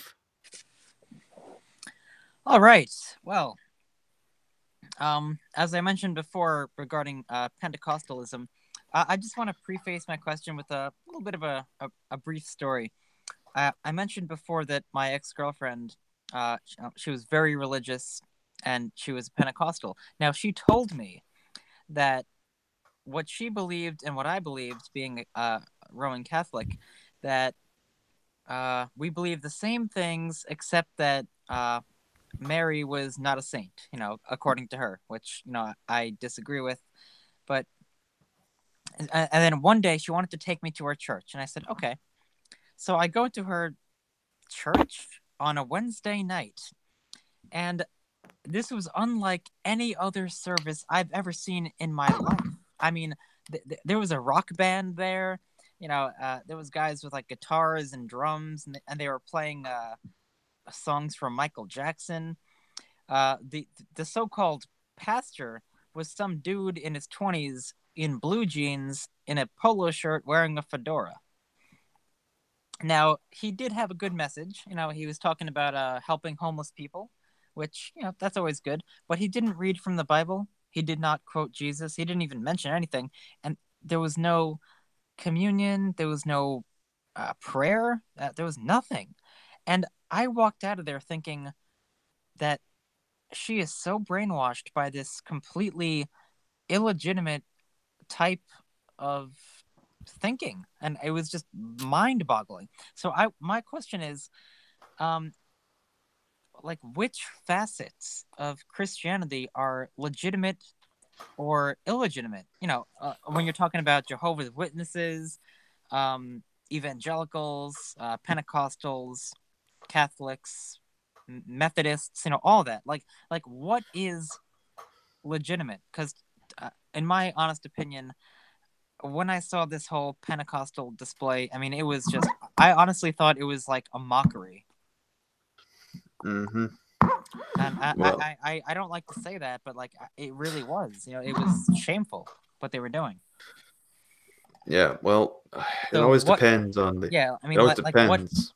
Okay, well, I mean, in your opinion, like, what do you think is the most legitimate facet of Christianity? Like, you talking about denomination-wise, or like, what do you mean by facet? Yeah, well, facet. Yeah, I mean, like, denomination. Like I said, Jehovah's Witness, Pentecostal, Methodist, Modalists, Lutherans, evangelical. Just stuff like that. Like what do you think is legitimate or illegitimate? Mm-hmm. Well, for me, as far as that goes, I would have to say that at the moment, since I am, of course, a Southern Baptist, I would say the Southern Baptist would be the most legitimate. And of course, that's speaking from a biased perspective on that regard. Of course. Yeah. Okay. But I mean, other than that, I mean, right, I think any others? Like, I would say then, like, Reformed Baptist, the Presbyterians, who else could I think of? The Wesleyan Methodists, which differ from like United Methodist Church, because the Wesleyans themselves are more traditional and more conservative in their ideas. They don't adhere to the ecumenicalism of the United Methodist Church, which is, by the way, the church of some of the politicians that are out today. Like, I believe Hillary Clinton, for example, is one of them. That is a known member of the United Methodist Church, and kind of does get viewed as a representative of that. Oh, she does not believe in God. She's a worshiper of Satan. Well, she's a believer of definitely a liberal version of Jesus, and that's why what we usually see in the United Methodist Church, if you see how they go about their whole thing and their whole spiel. But that's why I would recommend the Wesleyan Methodists, because they're more to the right and conservative in their tradition compared to the United Methodists. Okay. So Wesleyan Methodists, conservative Lutherans, I would disagree, of course, on maybe their view of baptism, as well as how they come at because his view of the Lord's Supper is almost like the Catholics, but it's not as it's not exactly as transubstantiation. Mm-hmm. And the only other one I can think of is Anglican and the Low Church. There's two branches: High Church and Low Church. High Church again is fitting in with the trying to mix in with Catholicism and Catholic teaching, but at the same time, Low Church adheres to a good Protestant tradition that it still affirms like sola scriptura and these other forms, but they're definitely different than a good bit of Protestant denominations in general. So those would be the ones that I would say are more in line with the main aspects of Christianity and would be, to me, the more biblical to take. Okay, so I guess you would now. Would you classify people like of Pentecostal or Jehovah's Witness to be a little too far out there and not necessarily adhering to Scripture? For me, the Jehovah's Witnesses, definitely, because they deny that Jesus is God. They believe that he was a created being and that he was a God that's different from the one God that is Yahweh. But when it comes to the Pentecostals, Pentecostal itself is basically itself kind of like a umbrella term for different denominations. Well, so I mean, like they're I mostly said, charismatic. It was so weird. Like when I was there, like at this so-called Pentecostal church, like I said, it was on a Wednesday night. It wasn't even at an actual church. It was like in a school auditorium, and they do this, like every week. Yeah. But it did not seem like a religious gathering. It just sounded like some weird, like, community band show. Like it was not religious at all. There was no talk about God. There was no talk about anything like that. It was so I came out of there thinking that, wow, this is not the way. Yep. It is not the way, my brother. No, this is not the way. Do you know the way? I know the way. Oh, you know the way. Oh, yeah, but do you know the way? Oh yes, brother. I know the way. You almost you're not sound Ugandan. You almost sound like you're going Jamaican for a second. I don't know. I'm just messing around. I don't know. But yeah, like I know a friend of mine named Hunter who is Assemblies of God, which is a Pentecostal church, but he doesn't get all like what you would describe essentially. But yet his church sometimes does kind of act like that, but at the same time they do kind of get biblical. I did attend a couple of the services that they had. And of course, it's just where I don't like that atmosphere and I disagree with how it usually goes. But again, each Assemblies of God church is run differently. It depends on who you have. Because I've seen some that just do it for emotion. And then I've actually been to one where it does get to the Bible and pastors like pulling out the Bible. It's like, turn to this verse and we go straight into it. Yeah. So it really depends.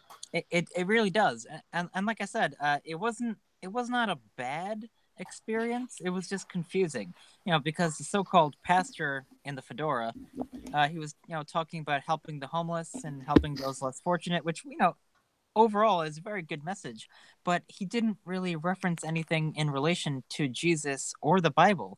So I was very confused by that. Mm-hmm. That's really all I was saying. All right. Well, thank you very much. All right. No problem, man. I will, at some point, I guess we can. You okay, man? Yeah, it's nothing. I think my neighbors might be fighting or something. Yeah, oh, your neighbors? Oh, goodness. Well, at least you don't have a guy that sometimes walks around the entire trailer park, and one time you get home, he's just like walking by your house, like in the front yard on the grass. That sounds like a personal problem. Yeah. I don't want anyone walking around my trailers. Yeah. Well. My goodness. All right. Oh, sorry. But yeah. Well, that was actually perfect cue, by the way. I was actually about to head on over to you, Colin. So, hello, and do you have a question? You wonderful Khajiit. I did pronounce it right? Yeah. I guess I have a question. Is what do you think of like other kind of like YouTubers? Like I could list. I think one person I could have on the, like off the list is like I could think off the top of the list is Brother Nathaniel. What do you think of him? You're talking about like that guy that's an Eastern Orthodox guy. Yeah.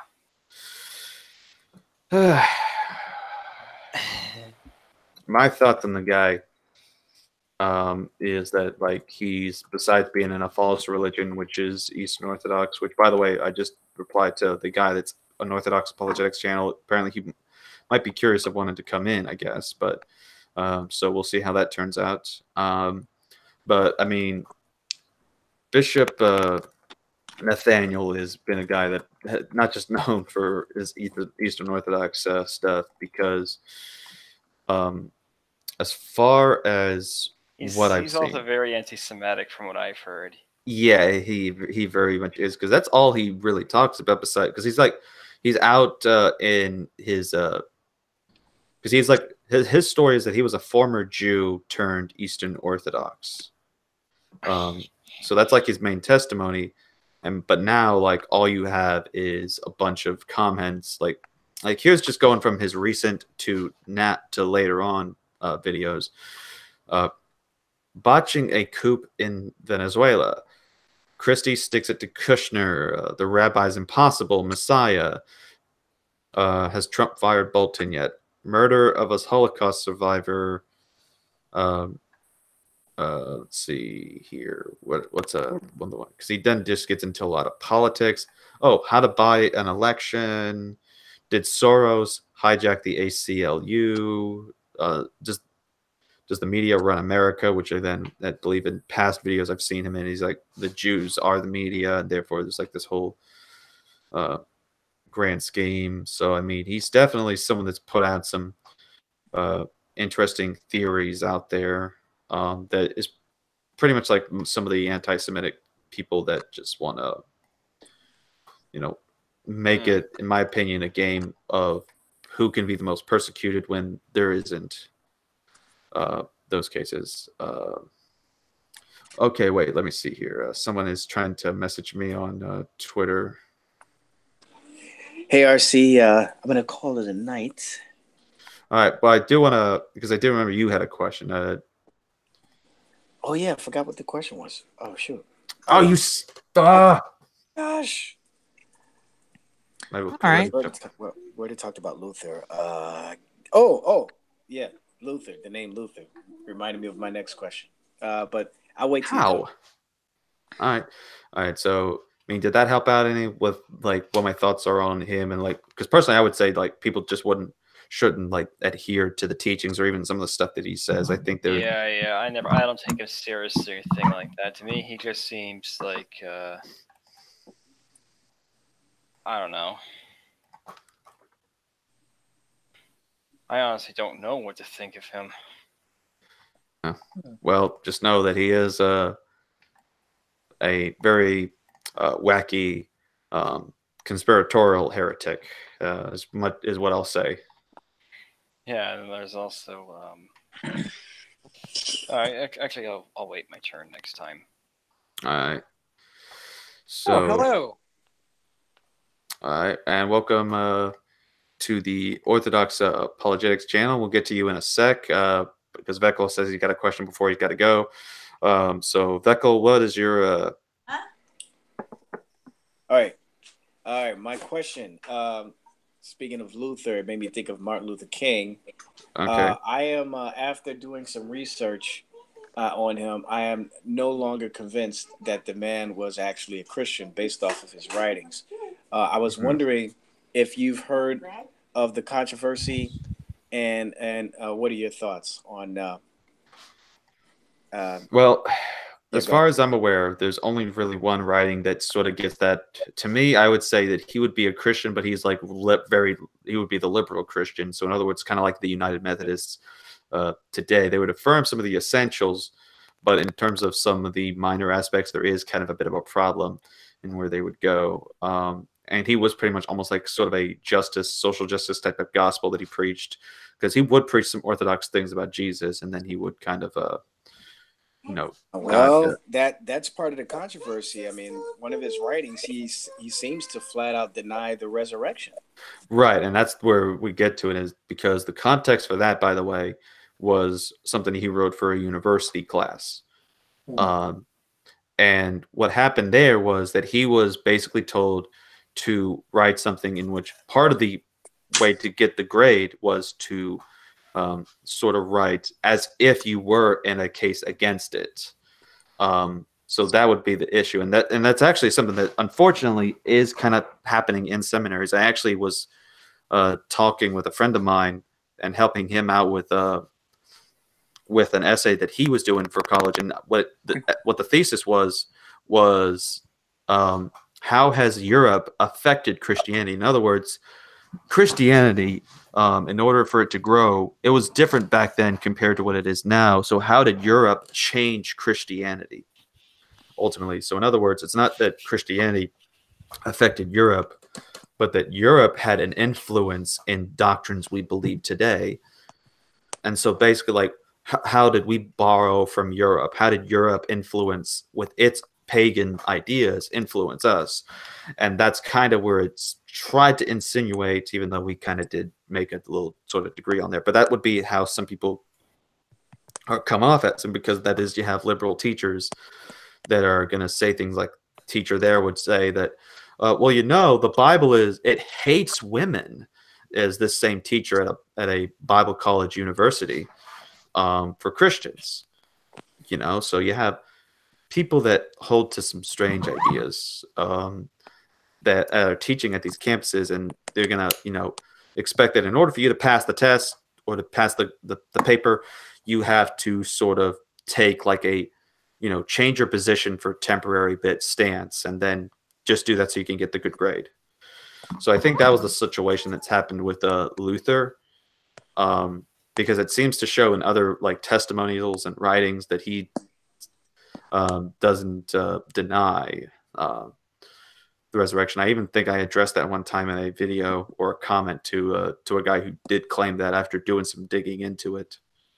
But besides, I would say that there are some other things that are problematic with Martin Luther King. But other than just the fact that he, had some slight liberal teachings in his social justice gospel, I don't really see where it would be necessarily denying him being a Christian, other than he was just one that needed a little bit more sanctification, in my opinion. Okay. All right. I have some slight disagreement with some of what you said, but right. I definitely wanted to hear your take on it. So I'll definitely do some more research and look into it. But I appreciate it. Thank you for answering the question. Yeah, no problem, man. Yeah. All right. I will talk to you guys later. You guys have a blessed night. All right, you too, man. Till next time, Lord willing. All right. Good night. All right. Good night, man. Yeah. Good night, Veckel. All right, and we now welcome. Don't know if I want to use the name here, because it seems, at least based on what I heard, this is supposedly the Orthodox apologetics thing, but it's using a different. No, Deacon Joseph Swaden. I'm one of the hosts of the Orthodox. Okay, as long as you're fine with letting your name be used. Yeah, no, that's fine. You can use my name. Wait, only comment I have. Huh? I'm not the only Christian here. Sorry, Catholic here. No, he's Orthodox. I'm an Orthodox Christian. Oh. Yeah, Eastern Orthodox. Okay, I thought you were. So I'm not Roman Catholic. Sorry, I apologize. Right. But on Brother Nathaniel, I've actually spoken to him, so I know a little bit of his history. He is a monk. He's not a bishop in any way, shape, or form. Mm-hmm. Basically, he's jumped from place to place. He kind of developed a couch industry on with groups of anti-Semites, and so basically he pays the bills with that. Past that, I mean, to my knowledge, last I checked, he was a member of the Russian Orthodox Church abroad, the one that joined the MP. So that's he's kind of wacky, and he preaches on the streets. Yeah. So, but past that. No, the reason I came on because somebody had asked if I'd be willing to discuss with you guys, and I have no problem with that. What's it called? Discussing the various doctrines of Orthodoxy. I mean, I notice you refer to it as a false religion. I respect that. I believe that people outside of Orthodoxy are in a false religion, so I think that's perfectly fair. Right. And so, I understand you got into a bit of a thing with Jay Dyer. He's young. Yeah, he rage quit in the middle of the discussion on his own channel.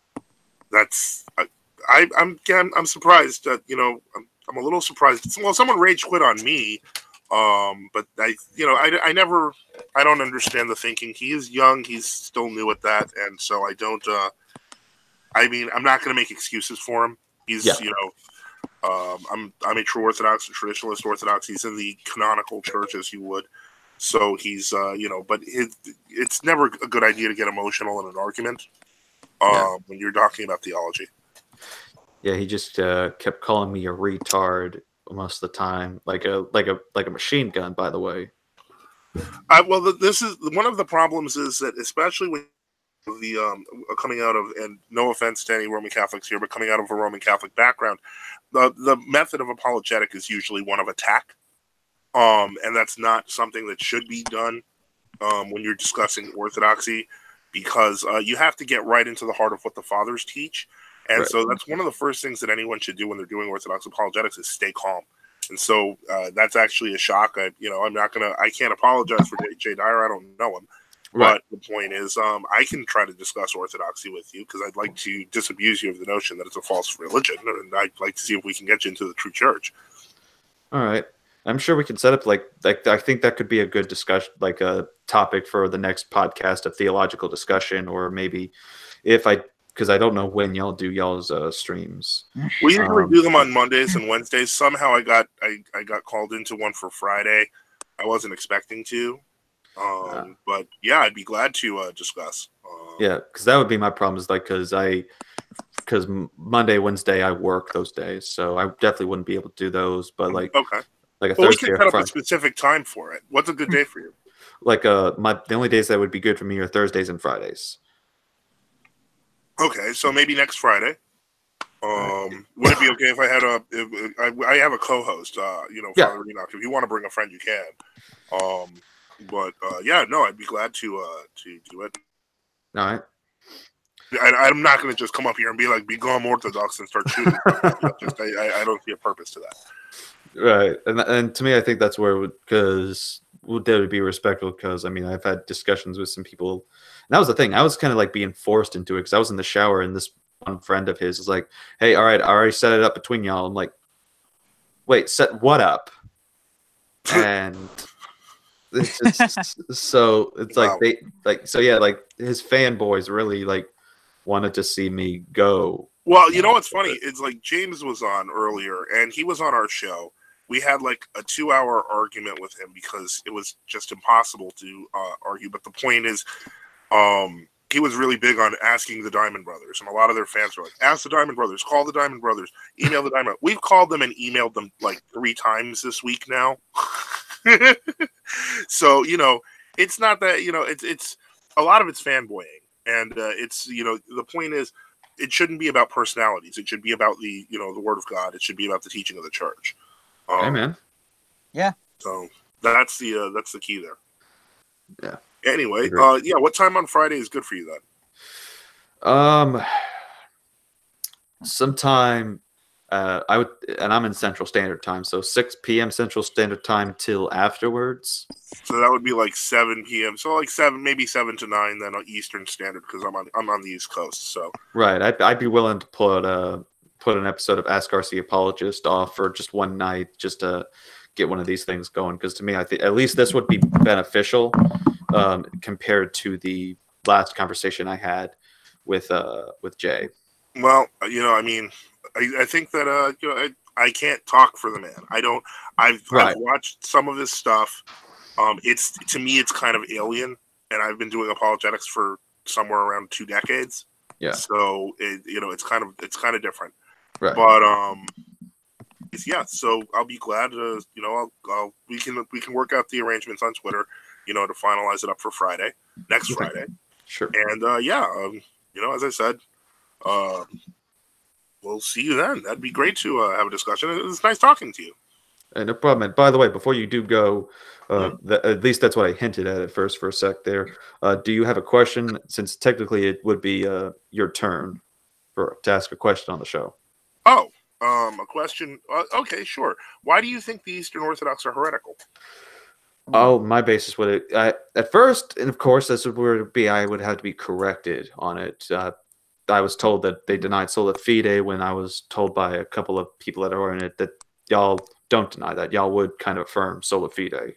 Well, it's a tricky question, and this is because Orthodoxy kind of was on the periphery when the debates over justification were occurring in the West. So you will find Orthodox that have taken even almost a Calvinist position. You will find Orthodox that took advantage of the Pope's selling indulgences to try to sell absolution certificates. So we were kind of just on the side observing things, and then just doing kind of stuff on the side. I'd say that was not exactly I'd say the shiniest moment in Orthodox history. Right. But to answer the question directly, faith and works to us, in a sense, are they're kind of united. Like, right. We don't get into because it's like, do you believe it's faith alone? Our prayers say that we ask Christ every day. If you use a Jordanville prayer book, you're saying, save me, oh my God, because there's no works that can save me. But if you're looking at it from the perspective, you take the perspective of, say, St. Mark the Ascetic, he says basically works exist to keep us from sinning. So, we have kind of a different perspective on the question of works. It's like, works don't save us, Christ does.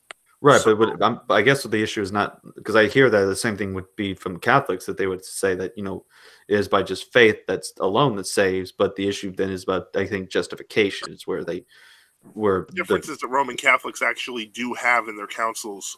They specifically have they don't have the freedom to ask the question of, are the works united to faith, because they're dogmatic definitions. Right. And so that's some of that was absolutely incorrect. The whole treasury of merits thing, that was that's just out of left field. Yeah. And a lot of that was added after the Schism of the West in 1054. Mm-hmm. Oh, jeez. Okay.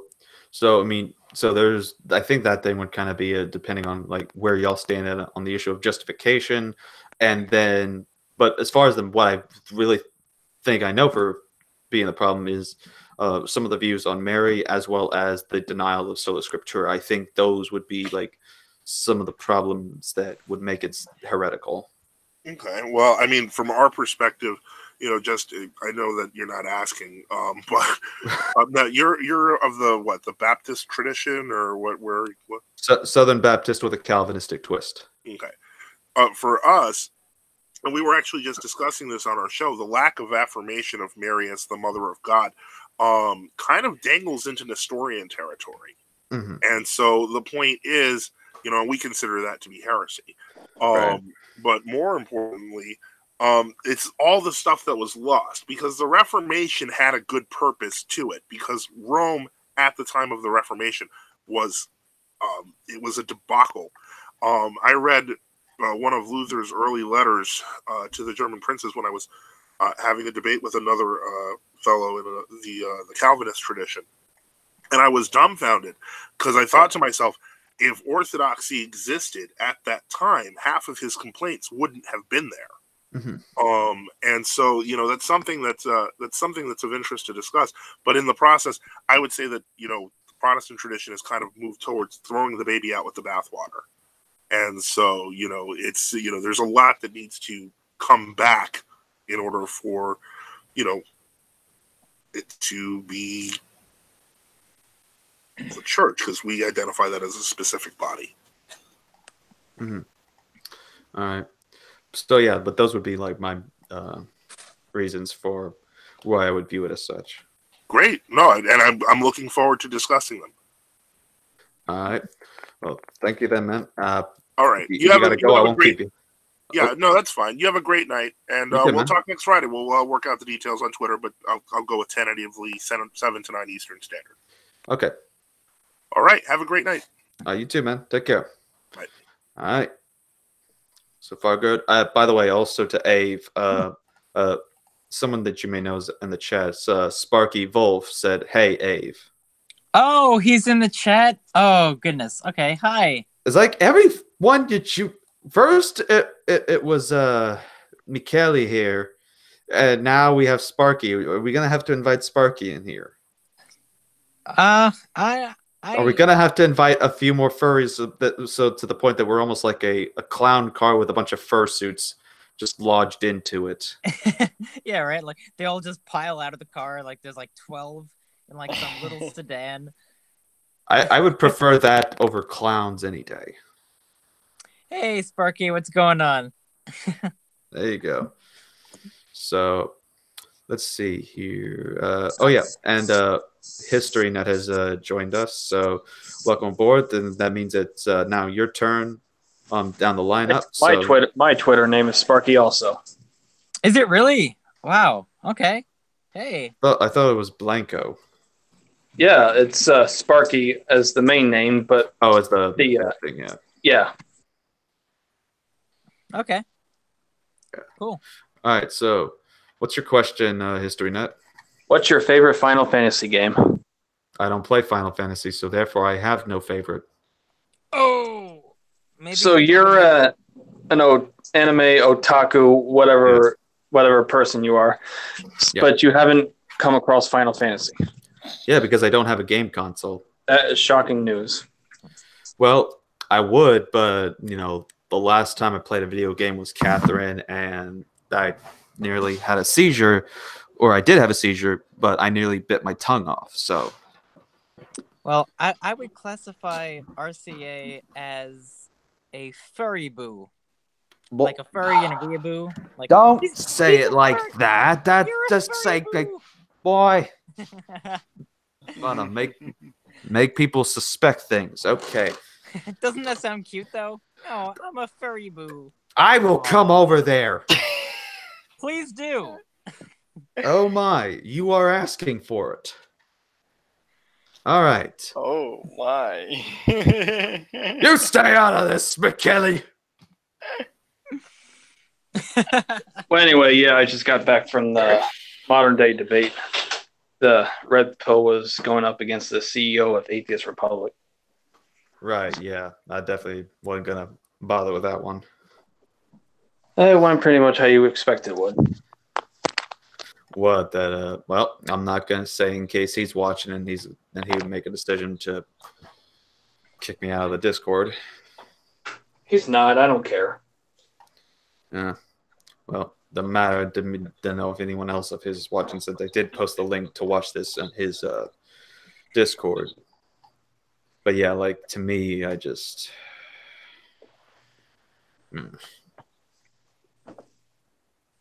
Yeah, I'm thinking about leaving. I'm trying to find another group to join. Well, you have ours. Yeah, there's you. Yeah. So, at least there, hopefully you could be able to hear more of the gospel. Yeah, you, the candy corn dog, and the rest. Yeah, and we'll teach you the true Jesus and the true gospel. Arf, arf. There you go. Okay. I am happy to be part of the rest. Yep. Yep. The rest. All right. The rest. Yeah. So that was your question. With the vest and the cross. Huh? The cartoon guy with the purple vest and the cross. Yeah, religious fanboy. So that was your only question? Well, for now, I'm about to go into their after show. Okay. Not gonna lie, kind of disappointed. Disappointed what? Like, not even having like some of the Bible theological questions lately. I've been noticing that lately. I'll come up with more next time. All right. Oh yeah, Sparky, just talk to Abe. He's got the links to get you. All right. So thank you for your question, by the way. All right. So let's take a look, by the way, and the live chat to see what some of y'all are doing. Because we got somebody asking questions. Leonel Hulcho is asking, do you like to watch Dragon Ball? I used to. I forget where I stopped in Dragon Ball Z. And needless to say, since I didn't finish up that, I definitely wasn't going to be able to watch Super, because I mean you got to watch some of the other stuff to actually get what's going on. Yeah, but needless to say, it's crazy. It is what it is. Oh. But yeah, I did enjoy watching Dragon Ball when I was able to watch it. Yeah. But let's see. So thank you for your question, Leonel. Let's so wait, see. you're unable to watch any like Dragon Ball? Is that what you're saying? Well, to me, I like watching Super. I haven't seen all of Z, and to me, I don't know. Like the vibe has kind of kicked off, and I've been watching other anime, and at this point, anime watching's actually not even been much of a major thing for me at this point. Like to me, I've been dedicated with YouTube, with making content. So in order for me to do my routine to make the content, I have to get my books out from the library, as well as to see if I can find some others to rent from my local public library. Also to check what is in my online digital library on my computer from my files, and do the research to then look into going over topics that deal with Old Testament issues, as well as to respond to people via the theological discussion podcast. So I have to, get prepared for those things. Up, and there goes the desk being a silly goose. Did Sparky want to join the chat?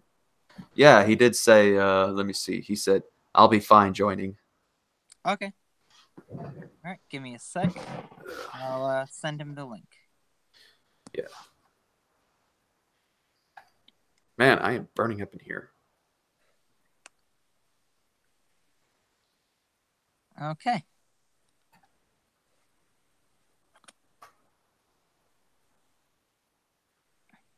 All right, so let's see. It's hot by you? I wish it was hot. Like, well, it's so cold here in New York. I'd imagine. Yeah.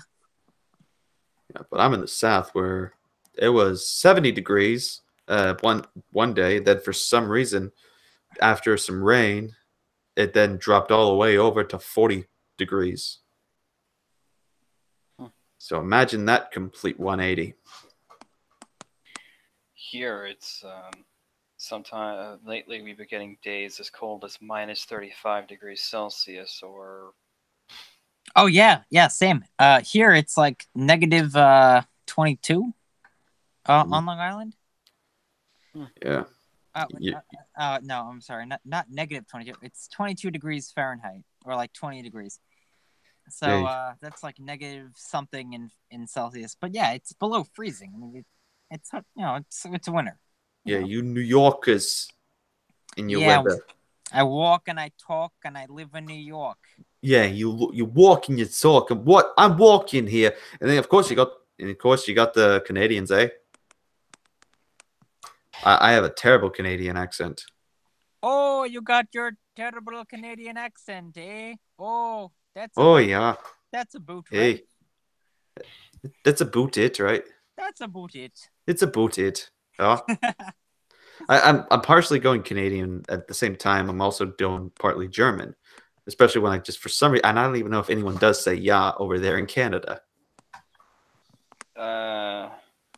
Depends on where you live. Well, like if you go to Quebec. No, if you live in places like Saskatchewan out in the prairies, or if you live in like Newfoundland and Labrador, a lot of those provinces, the people there tend to talk a little funny. Yeah. I will say this concerning believe it was Quebec or Montreal, depending on which one. Unless it's Montreal, Quebec. I don't really know. Y'all's I'm pretty sure. Yeah. Okay. But I do know that somewhere in Canada y'all made poutine. Yeah. Is that stuff any good? Yes, fries, gravy, and cheese. It's delicious. Oh, I thought you were talking about Putin, like from Russia. No. Poutine is a Canadian dish. Poutine. And in fact, what I even hear like y'all's McDonald's even serve poutine. Yeah. Well, okay. That's a totally different thing than what I was thinking about. What? I was thinking about Putin. Yeah. You and your Russian mind, I fear. I can't blame him. He is Russian. I am, yeah. Just remember, no Russian. Anyways, that being said. All right, so for those of you that are tuning in, we're almost about to be at a 30-minute mark of before we, have to shut things down. So if y'all have questions, I see we have 7 people watching. Feel free to send in your question in the YouTube live chat.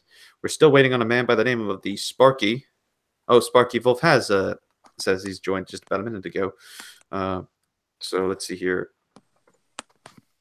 Telling him to come on in. Or I guess if it was like, Wheel of, or whatever that game show is that Drew Carey was on, said, come on down.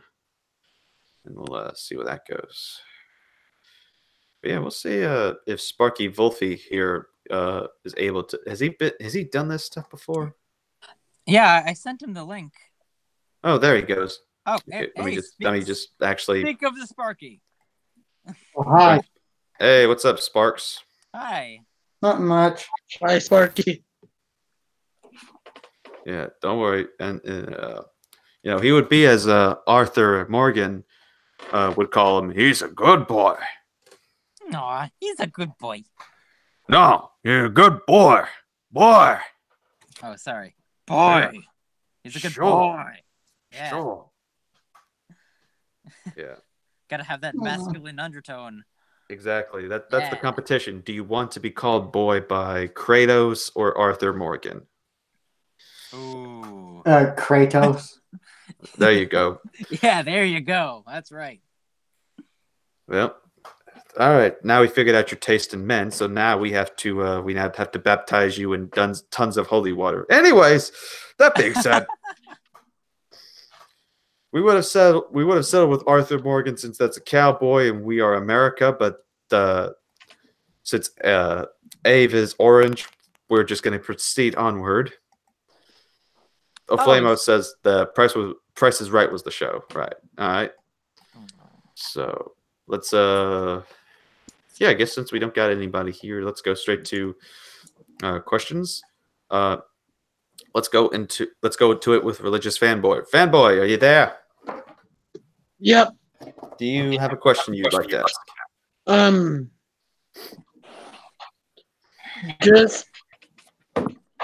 Just curious. Have you seen the anime Yu Hakusho before? Yu Hakusho? Yeah. Only a couple of episodes. Me too. Pretty good, but yeah. Yeah.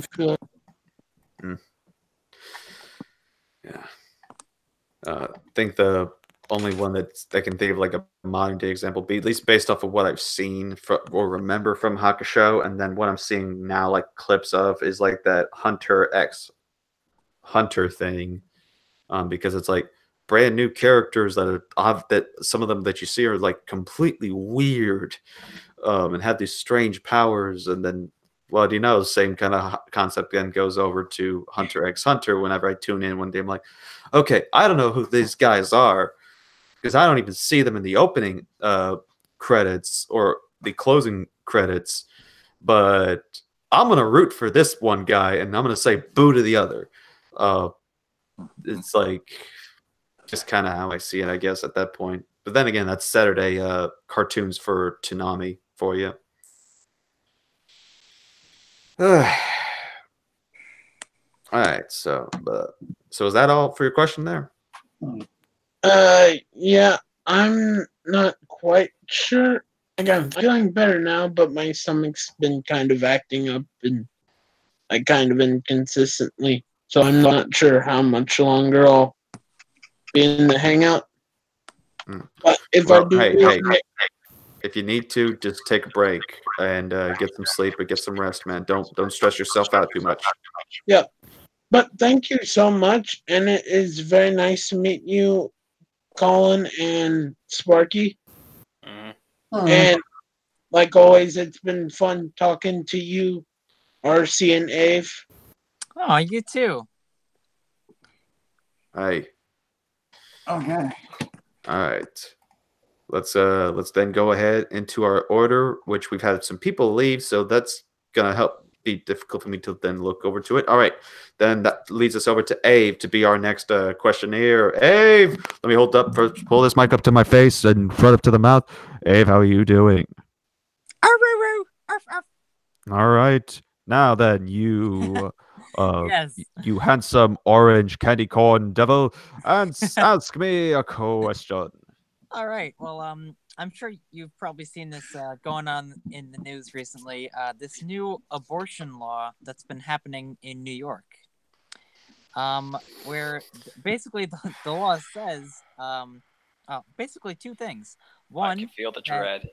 well, women can abort their child up until the moment of birth, and that if, let's say, a pregnant mother is killed, it does not count as a double homicide because that life inside of them does not count as a human. Yeah. So I was wondering what your thoughts were about this law. I'd say it's evil. Yeah, Yeah, I would, me too. I think it's cynical. Cynical. Yep, I would agree. I mean, I'm not even religious, and I say it's freaking evil. Yeah, because that's the thing. Like, it's just the fact that people are wanting to, focus on these kinds of things where they want to, like, just most part be selfish and focus only on them because they're all like women's rights and it's their right in their body. But then what about the infant's body? So you have like all these things that are going on where they just want to like focus only on them and not, because even if you even go to their arguments, like, and this is where again I'm kind of getting onto a rant here, but what ultimately you'll notice with these people, especially those who passed the bill and the fact that they cheered and applauded the bill that ordered for something that back No then wonder why I hate them. was considered bad, like very, in fact, I'm just going to show this video to show and get my point across, just because I like doing things like this. Yeah. So because it'll remind for those who are Bible geeks and know what the image will be displayed talks about. Let me just show y'all what's going on here. So give it around a 3, 2, and. We interrupt this broadcast for a special report. On the 46th anniversary of Roe v. Wade, the New York Senate is voting on a measure that would expand abortion access in the state. The legislation decriminalizes abortion at any stage of pregnancy and allows nurse practitioners, physician assistants, and licensed midwives to legally conduct abortion. We go live to the New York Senate for the final tally on the vote. Announce the results. Ayes 38, nays 24. The bill is passed.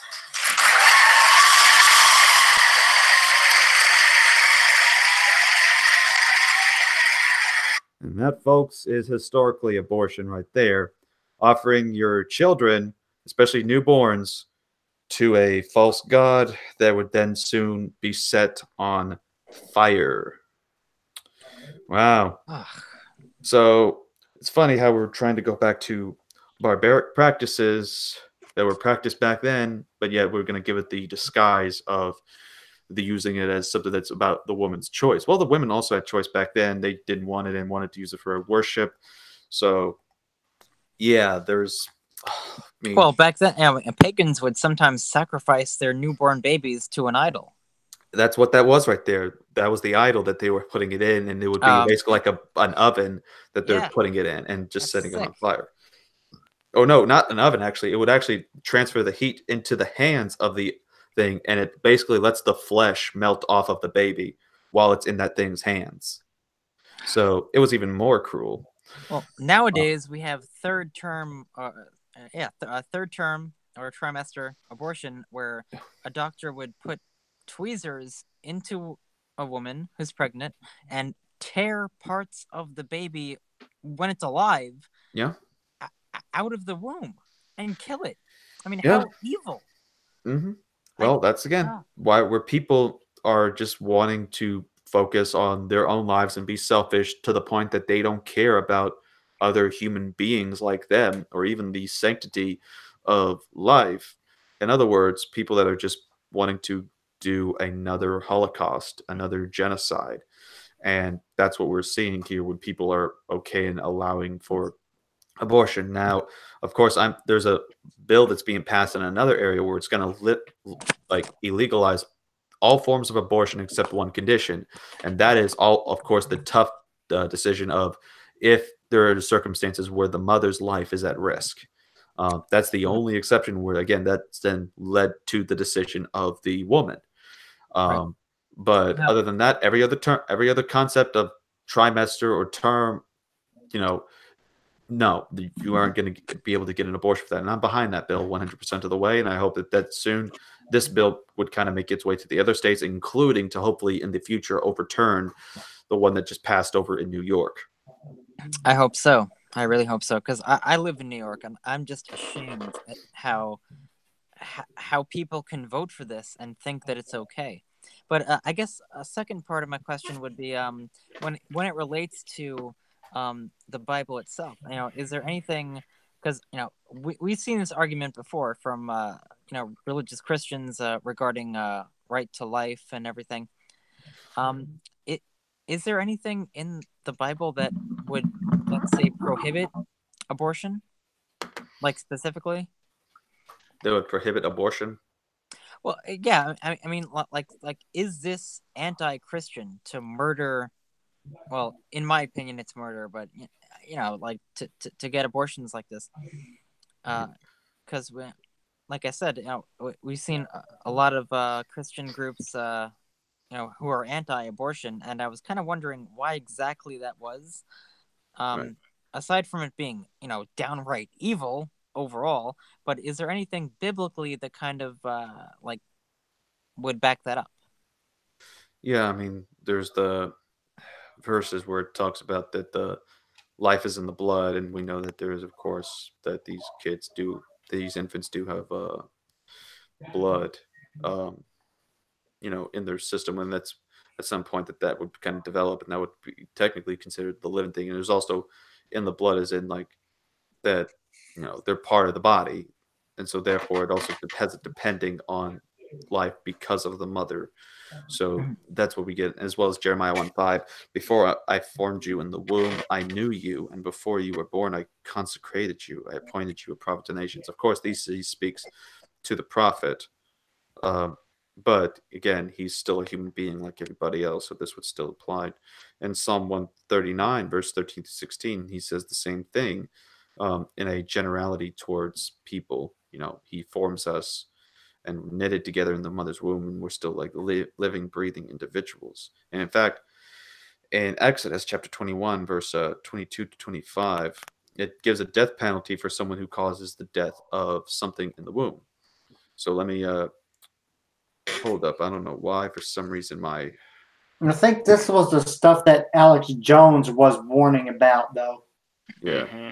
So let's see it's here. It's a bit of a shocker how Alex Jones has warned of a few things in the past, and they came to fruition.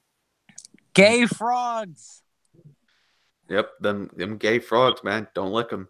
Anyways, so Exodus 21, verse 22. If men strive and hurt a woman with child, so that her fruit depart from her. Now, that's of course King James language. So for some of those who don't get or understand that, in the Holman Christian Standard Bible, when men get in a fight and hit a pregnant woman so that her child are born prematurely, but there is no injury, the one who hits her must be fined, so the woman's husband demands from him, and he must pay accordingly to judicial assessment. So this is about like premature birth, but then we continue, and if any mischief follow, then thou shalt give life for life, eye for eye, tooth for tooth, burning for burning, wound for wound, stripe for stripe.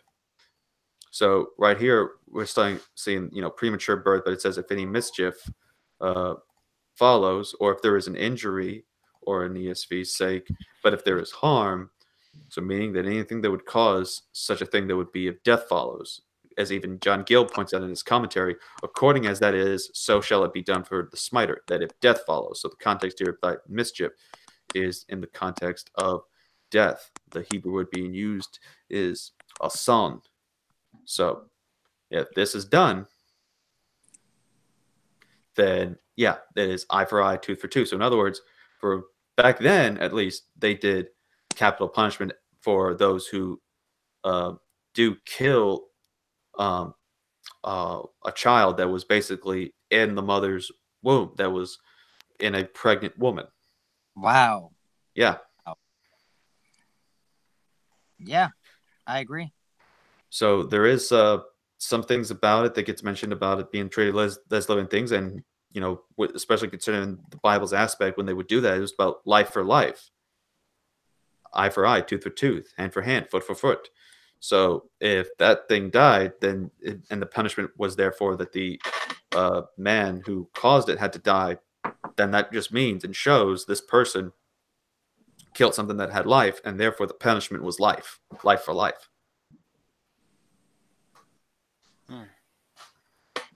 So, yeah, it does have some statements about, abortion and babies having life. It's just a shame that that doesn't apply to our law right now. Well, I would personally say that I'm glad that we don't have that kind of punishment for that kind of thing. I do wish though that there would be one aspect of it though, and that is that that even these infants are seen as living beings, as even medical science seems to determine. Well, I mean, that's what I'm saying. Let's say Yeah. if a boyfriend gets mad at his pregnant girlfriend, punches her in the belly, and kills the baby, I mean, should he not be sentenced to death, for killing a child? Well, for me, it would be, instead of the killing, I think it would treat it like we do it any other life, and instead, maybe some jail time would probably be the course of action, in the same way that we would do it with other people today. All right. Yeah, I suppose so. Yeah. Depending on how you want to look at it, first, second degree, or however you want to go about it with the murder. I mean, honestly, I just think that abortion in general is murder. It's the destruction of life. I mean, that's just what it is. Right. That's essentially what I also agree with as well. Speaking of which, by the way, thank you for your question. Thank you for your question there, Abe. All right. And we're almost about, because I see she said that she's late, but we'll see if we can extend it a little bit to let her in. Luna Lusterdust, I just gave her the link. So at that point, that would make it, and I say this because, I'm also a furry too. 1, 2, 3, 4. If she comes in five furries in one room. So that would be something. But yeah, speaking of which, let's get to you, Macaulay. Okay. Mikhail. Mikhail, that's how it's. Yeah, whatever. that's how it's pronounced. Mikhail. It's like Miguel, but smoother. Yeah. What do you think of occultists like Six Hacks and Hammer 666?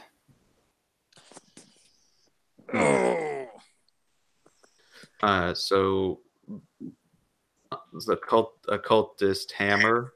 It's Sticks, Hex, and Hammer. It's a YouTuber.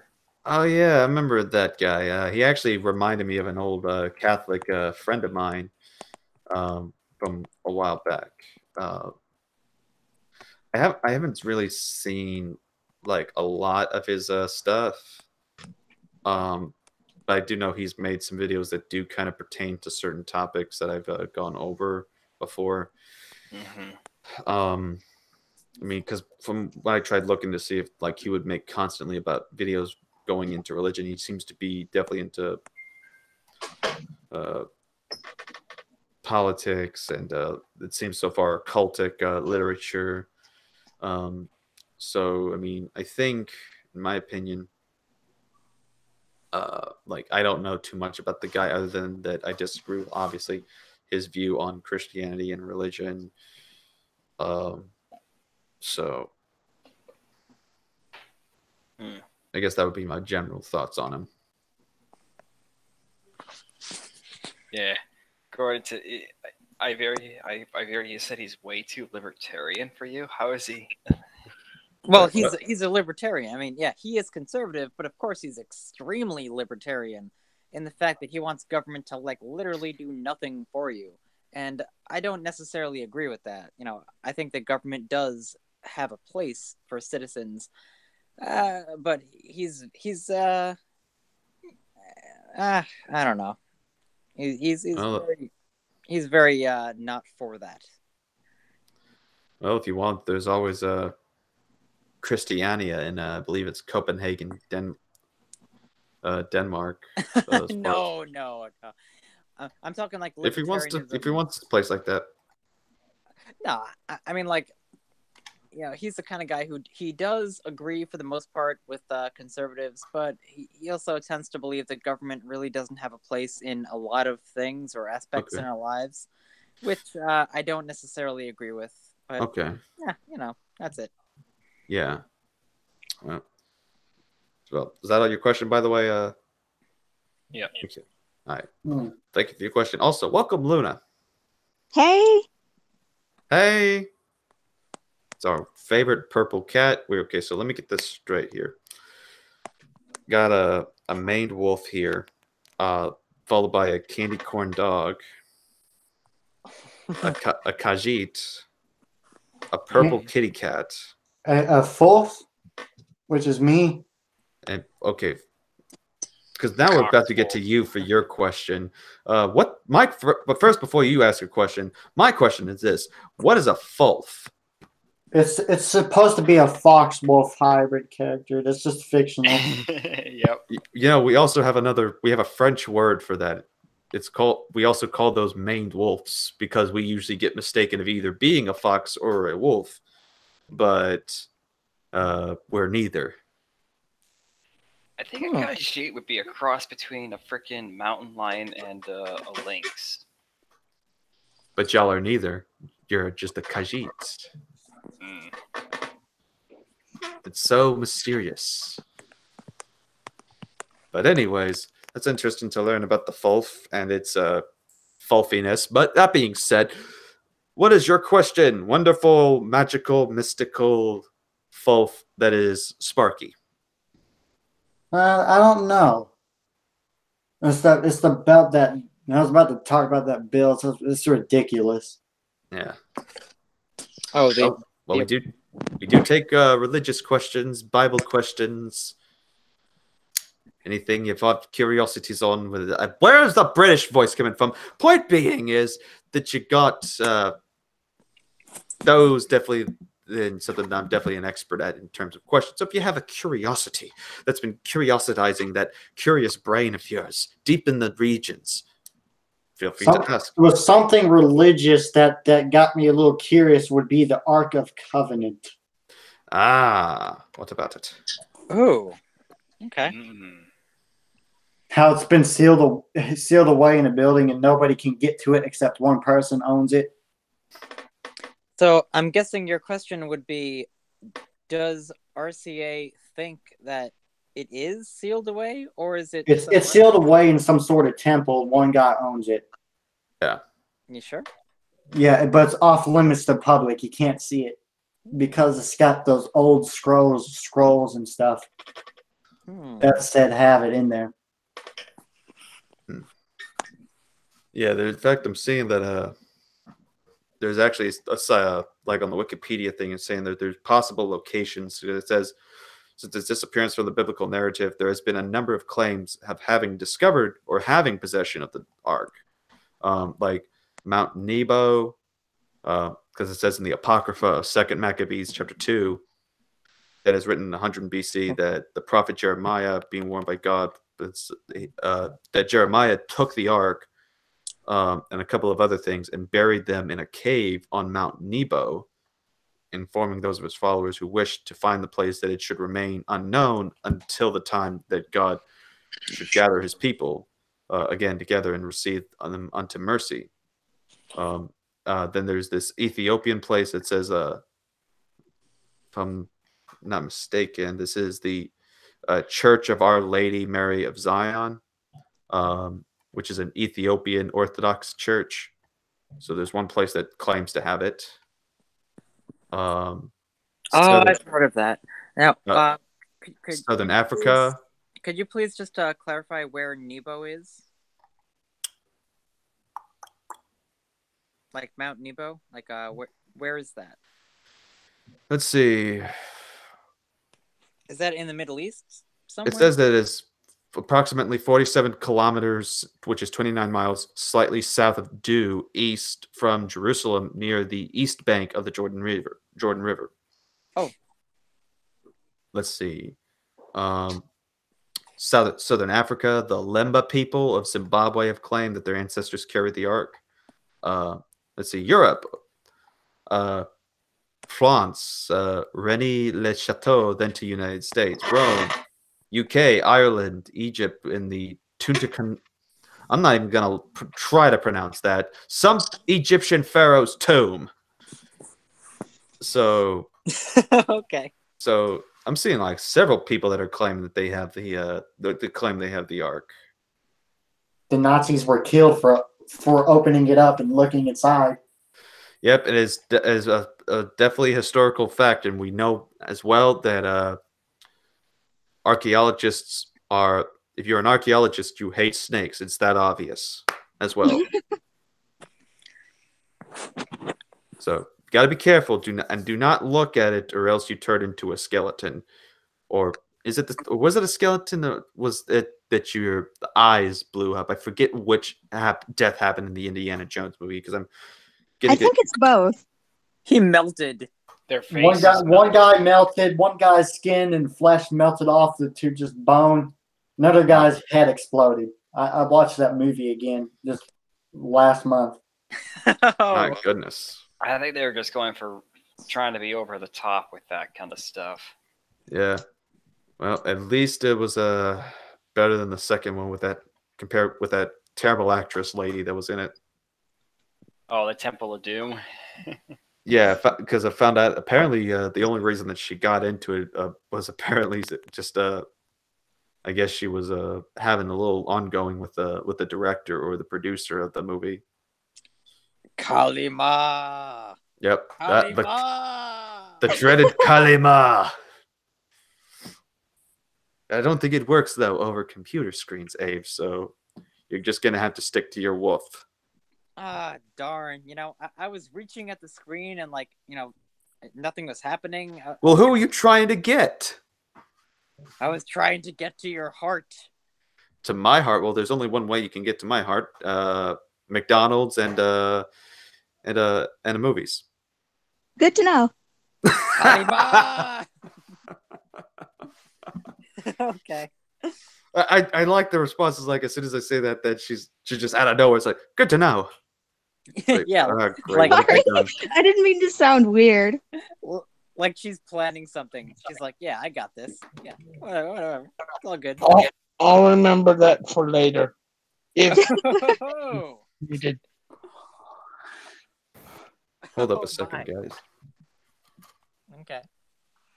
Okay, now it's just the neighbors being them. I forget that the walls are very thin, and I'm literally next to a window as well as well, for some reason my door is a little in the hallway there's a door that can go to the back, kind of like a patio thing, which by the way the stairs for that broke. And yeah, well, the point being is that neighbors be rowdy. Yeah. Well, it's not that they're rowdy, because that's the thing. They're not. I mean, they're being neighbors. They're being nice people.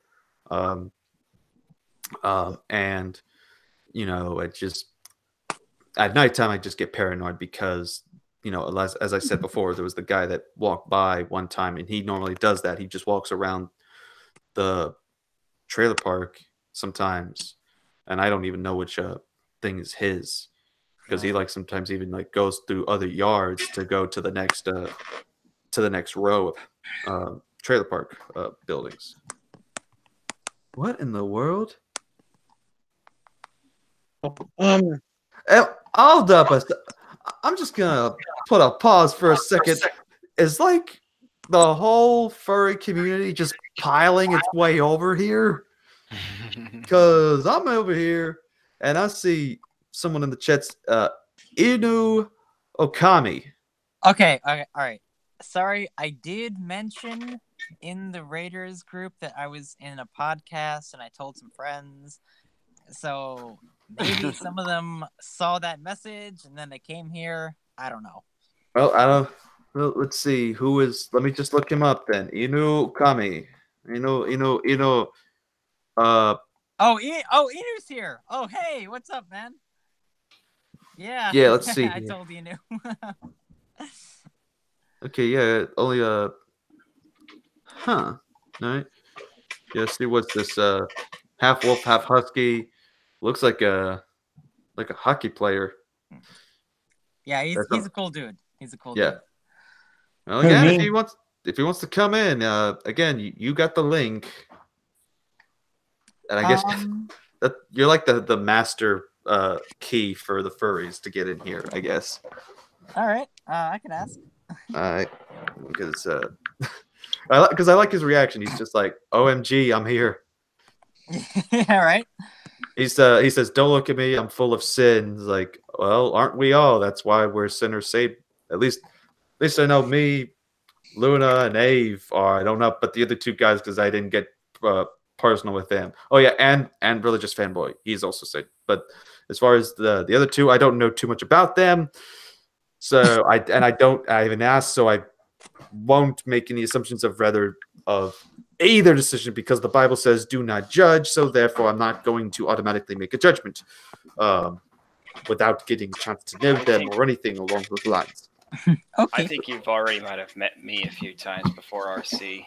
Yeah, I remember. I think we have talked before, and it was back when I used to be in Xanadu. Oh. Yeah. Oh yeah. Let's not go. Lemire, let's not go no. there. Yeah. Whoa. Let's not get there. Let's drop that can of beans, and instead let's eat cake, because we all love cake. We're good. We're just Yep. That's a whole can of worms. I said can of beans, but you can go with whatever you enjoy eating. But that being said, I know we kind of got sidetracked there, but I mean, so you mentioned the whole thing there. I mean, like, so you're just asking what my thoughts are on the person that's has it, or like where it would have been. Yeah, it's like where it would have been. Yeah. To me, I think, in my opinion, because I hold Second Maccabees, or the first and the Second Maccabees, with some historical value, because, like, for example, the Jewish holiday of Hanukkah, right? Yeah, well, Avier mentioned that once before. He said Happy Hanukkah. Yeah. Well, the tradition of that doesn't actually come from the Talmud or the Tanakh. It actually comes from the Apocrypha books of First and Second Maccabees, because it was based off of the Maccabean revolt. And so in Second Maccabees, which at that point then the Jews, as well as just people in general, would consider that a historical book that is even relayed by Josephus in his history, or his Antiquities of the Jews, as well as the history of the Jews, that in Second Maccabees chapter 2 verses 4 through 10, and actually, since it has those pages, let me actually go get. Ow! My knee is hurting because I am getting way too old. Okay, let me. Where is it? There she is. My Apocrypha book, and I'm just gonna put this over here. All right. Oh, okay. I'm ranting and rambling because I sound like an old man. I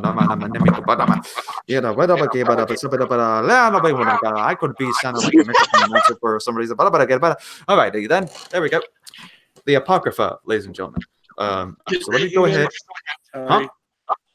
Oh, I was saying good night to all you guys. Sorry for interrupting you. Oh no, you're good, man. Good night, everyone. Fun talk. It was fun talking to all you guys. You too, man. Yep. Good night. All right, so Second Maccabees, chapter 2, verse 4 through 10. So starting in verse 4, it says, "It was also contained that the same writing that the prophet, being warned of God, So this is in reference to Jeremiah. It says, where was I?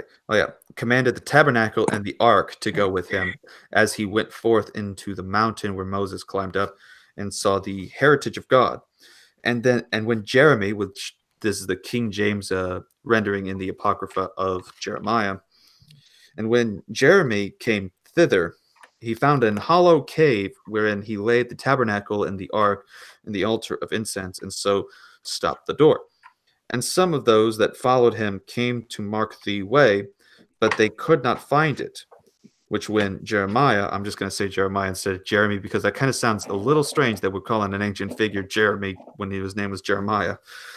And when Jeremiah, when Jeremiah perceived, he blamed them, saying, as for that place, it shall be unknown until the time that God gather his people again together and receive them unto mercy. Then shall the Lord show them these things, and the glory of the Lord shall appear in the cloud also, as it was showed under Moses, and as when Solomon desired that the place might be honorably sanctified. It was also declared that being wise offered the sacrifice. Okay, so he's just going into the issue of the background behind why putting it up. So, but ultimately, yeah, some people have speculated that therefore it would be this Mount Nebo place, but also in general just a place where they took it, of which Jeremiah is trying to keep it secret and unknown for a specific reason, and that is until the time that God should gather his people again together and receive them unto mercy. So it seems sort of like we won't know really where it's at until like that the revelations starts coming true, and like the 12,000, for example, get gathered up, and that would be of the Jews, because it's 144,000 actually, because then that's 12,000 per each tribe of the 12 tribes of Israel. So yeah, that would, I guess, be like where we would try to go at, is that it could most likely be Mount Nebo, but in general we really can't make a statement on that.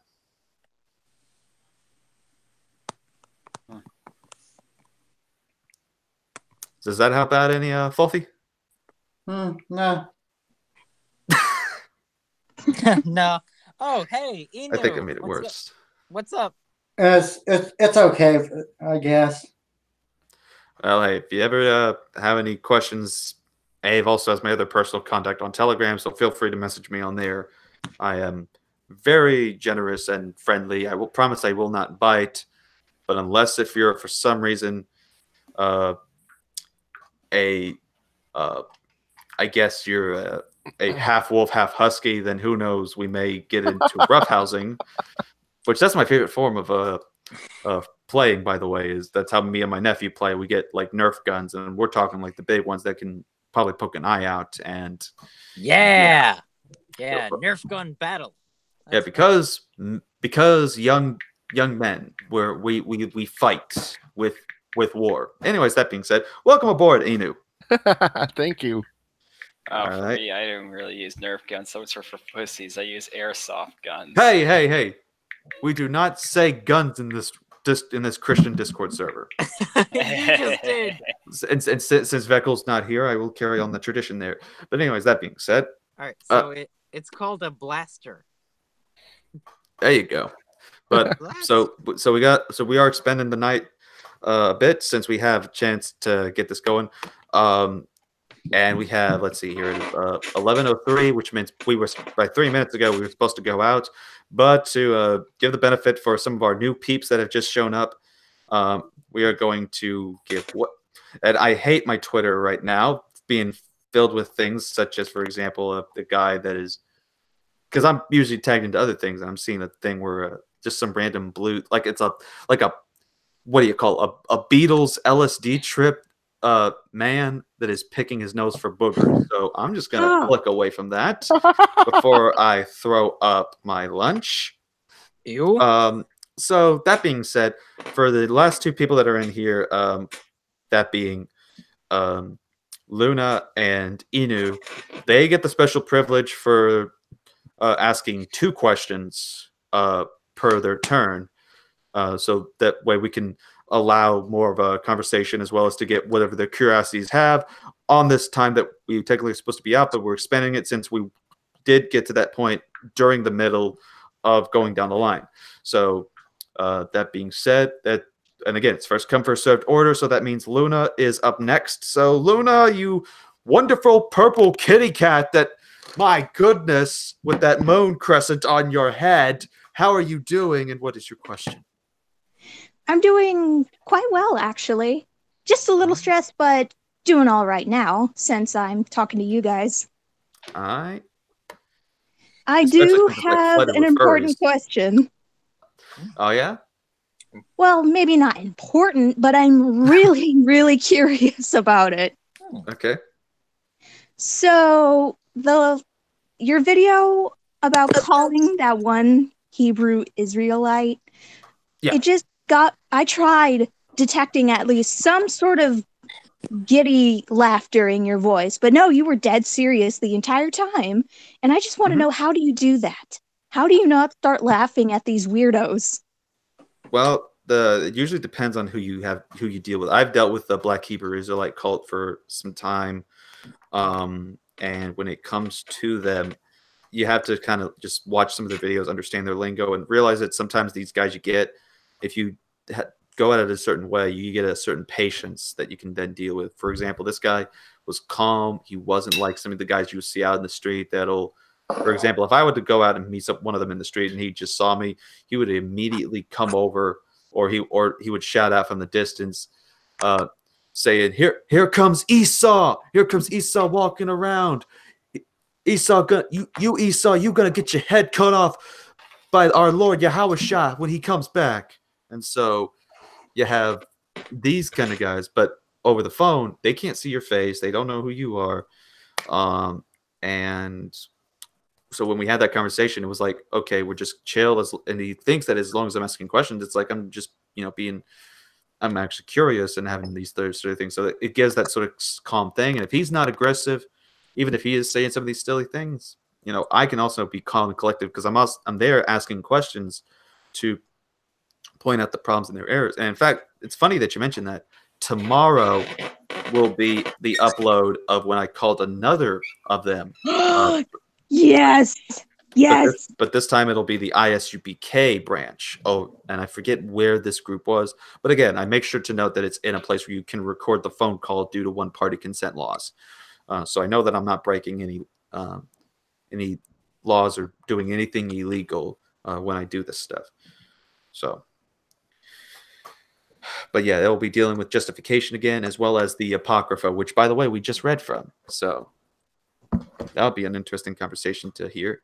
And I was skeptical about posting these because I guarantee if I call back again to some of them, because they like to watch, they like to just type in, if anyone types in their name, they got multiple people just set out just to look at this kind of stuff. So we'll see where that goes. But yeah, hopefully that helped answer the question on how I deal with it. It's just mostly being patient and just, being there with a mindset that you're there to kind of witness these people and challenge their worldview. I've tried doing that. It really, you're right. It does depend on who it is. And for me, it depends on if I'm calm or not. I wanted to call the same organization you did just to see what would happen. And I couldn't do it because I couldn't stop laughing before dialing the phone. I knew they were going to say something stupid, something weird, and I tried calming down. I was alone in the apartment. Nothing was making me laugh but myself, so I didn't call anybody. I was going to ruin everything if I started laughing, so I didn't do with anything. I'm sorry. Nah, you good. All right, before you ask your question, I just want to point this out that I'm already going to kind of have some sort of a bromance with in you, because I see we both like the Maya polar bear tweets that have been posted. So I already can tell I'm gonna like this fella. My goodness, just that white dog is just adorable. But that being said, oh wait, I thought you were gonna mention my comment that literally right now everybody on this stream is a furry raider except for Luna. Well, I did sort of get out of the Raiders, but doesn't mean I don't like anybody that's. And to me, I love everybody regardless of who the heck you are, and that's my whole thing. So, whatever you want to put me in, as far as like, I just see us as all friends, and I think that should be a fact. That should be the case, and that should be what happens. We have got to make.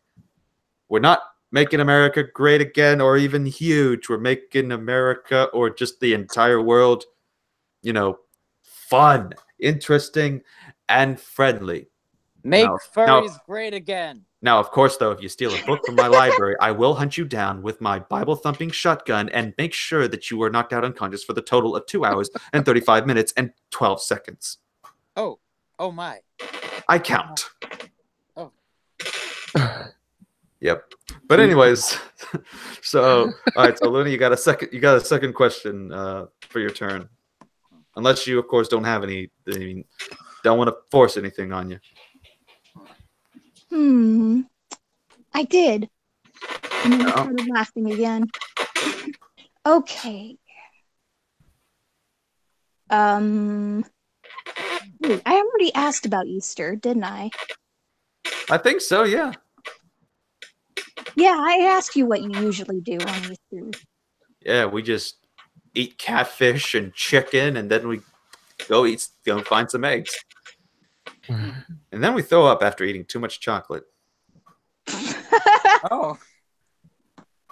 Well, I mean, that chocolate's got to go. That usually happens to me. That happened to me when I was a kid many years as well. Well, aside from the throwing up part, because I never really threw up from eating too much candy. Yeah. I just got a tummy ache, and that's about it. I have a strong stomach, so it's like, eh. Well, it sounds a lot like Thanksgiving dinner. It's not Thanksgiving dinner proper until the table gets flipped. Yeah. Oh, yes. Now I remember my question. You said you've seen these Hebrew Israelites in real life, right? And they've approached you before? Yeah, I only had one real life encounter. What happened was me and a friend of mine, Hunter, we went to go street preach outside of a bar. Actually, 2 bars, really, because there was neighboring bars. And, we met some hostility, but we also met some people that were wanting to talk and actually hear the gospel. And at one point, some guy comes up, and he's, asking questions, and he goes, "Now, I don't know if y'all know this, y'all, but because this was an African American, and it's like, because I don't know if y'all know this, but I'm an Israelite from the tribe of Judah." And so at that point, I knew the lingo, I knew what he was talking about, and so me and Hunter just looked over at each other. We nodded our heads, like, "Okay, we found one."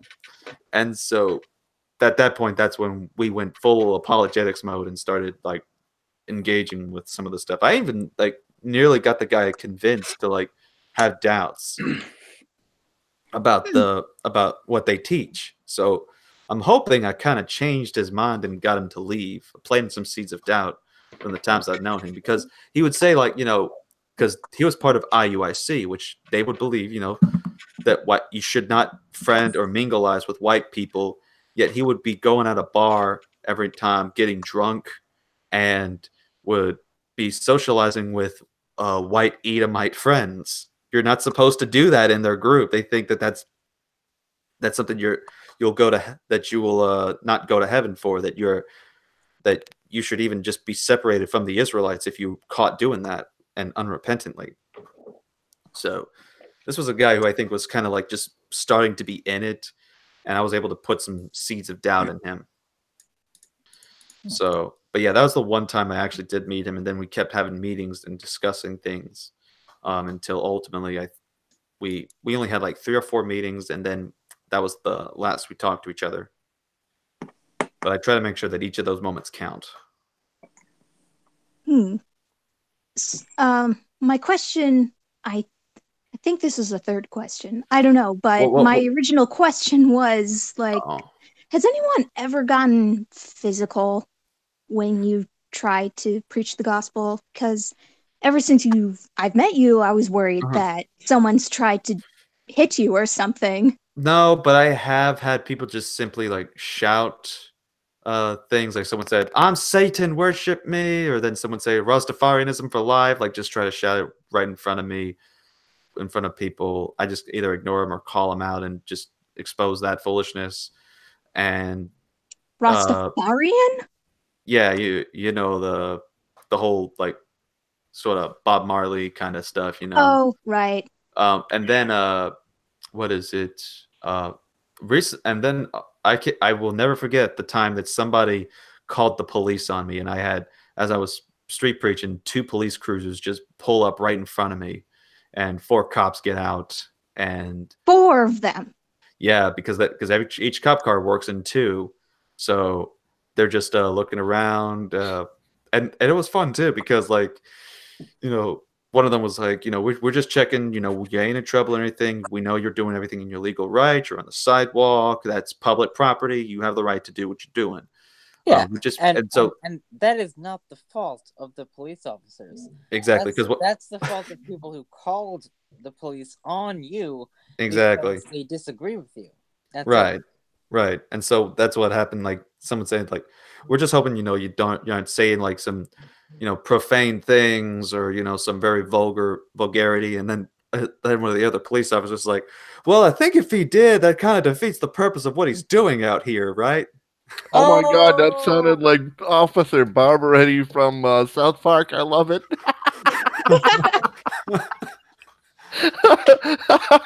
Sorry, I had to interrupt. That was good. Well, I do like doing voices at times. My goodness, I'm gonna have to remember how to get that one down then. Who in their right mind calls the cops on someone for that? That reminds me of a video. Somebody was dressed as a dinosaur in one of those inflatable dinosaur things, and somebody called the cops on them when they were in front of Walmart. Yeah. Over 6 cops showed up and made him take it off. Yep, because It's a freaking dinosaur costume. Yeah, I think they saw what was going to happen because, mind you, that is private property. But granted, I still think it was innocent and what they try to do. But that being said, but yeah, I haven't had getting hit or physical, but there has been times that people have still tried to stop it. Okay, but anyways, thank you for your question there. So. And we're gonna end the night with the Eno. Hold up, let me. The Eno. Oh, come here. I decided to just really let my inner weeaboo out at that point.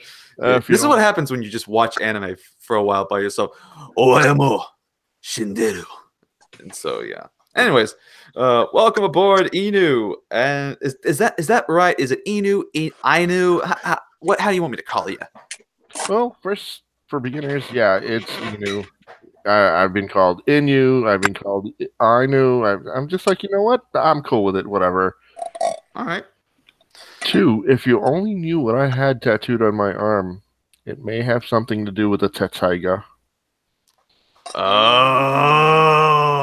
So there's a little bit of weeaboo in me because I used to love Inuyasha until the last episode. I love Inuyasha. Yes. Yeah. That's basically Twilight before Twilight became a thing. Real quick little comment on what Luna said about getting physical. Yeah. I actually had the opposite happen. I almost got physical with someone who's trying to preach to me. Ooh. Yep. Really? I'll just say this much. I am atheist. Right. I don't believe in anything or anybody, whatever. Right. But I do believe that there's a lot of good that can come out of church. There's a lot of good that can come out of Bibles. Mm-hmm. You know, being atheist doesn't mean, automatically I hate God, I hate Satan, I hate Buddha, I hate everyone. No. Right. Atheist just means I don't follow you. Right. And I've met some atheists that aren't anti-theists. They're definitely some and I'm actually friends with a few of them too. I mean, there's a guy named Cyrus. I think his name's Cyrus the Skeptic. And me and him are good pals that like just talk to each other and joke. And we also kind of joke about his new avatar since it kind of looks like a trap. And I was like one time like, oh my goodness, am I attracted to you? Or what is going on? Yeah. The whole thing with me and getting physical was I used to work in a church, and it more or less there was guitars, there was microphones, there was drums and stuff, and I would control the microphones from way in the back of the church where the balcony is. And one guy found out that I was atheist. One of the church members there came upstairs and he started talking with me, and I'm like, I'm respectful. I'll speak with you. I am in your house after all. But he just started getting a little crazy, and I'm like, you know what, Michael? Maybe you should go downstairs. You're distracting me from what I'm supposed to do, and we're getting feedback. I got to chase down the microphone. I got to see which one is speaking. No, I need to lay hands on you. I need to lay hands on you. The devil has his blindness on you. I'm like, don't touch me, or I'll flip you over this balcony. Oh, yeah. And then it got to the point where I'm just like, Michael, go downstairs and pray for me. God will hear you from down there just as well as he'll hear you from up here. Amen. Yeah, you definitely were dealing with a charismatic one right there. And it didn't stop there. He goes, well, if you're atheist, then you can't be in this church. If you don't want to believe in God, then you can't be in this church. I am relieving you of your duties. You know what? I'm not going to cause a scene. I'm just going to walk out like a gentleman. So wait a second. He fired you or let you go or something? Yeah, he wasn't even a church. How can I say this? He just attended church. He didn't work there. He didn't do anything for it. Huh. And so instead of causing a scene, because I could see he was a little bit of radical, he was a little kind of crazy. I'm like, you know what? I'm going to walk out like a gentleman. I don't feel like flipping him over this thing and getting arrested. Right. My question to you, and this is, I didn't know that I was entering a Christian chat here, but I like it. It's a quick one.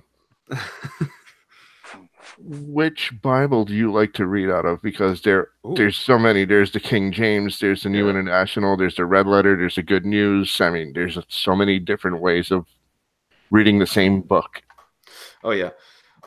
There's two translations that I prefer using, and for good reason. So I have two of them partially on the software, and I say partially because this one here, the Holman Christian Standard Bible, has been revised and updated, so it doesn't have the H, so it's just the Christian Standard Bible.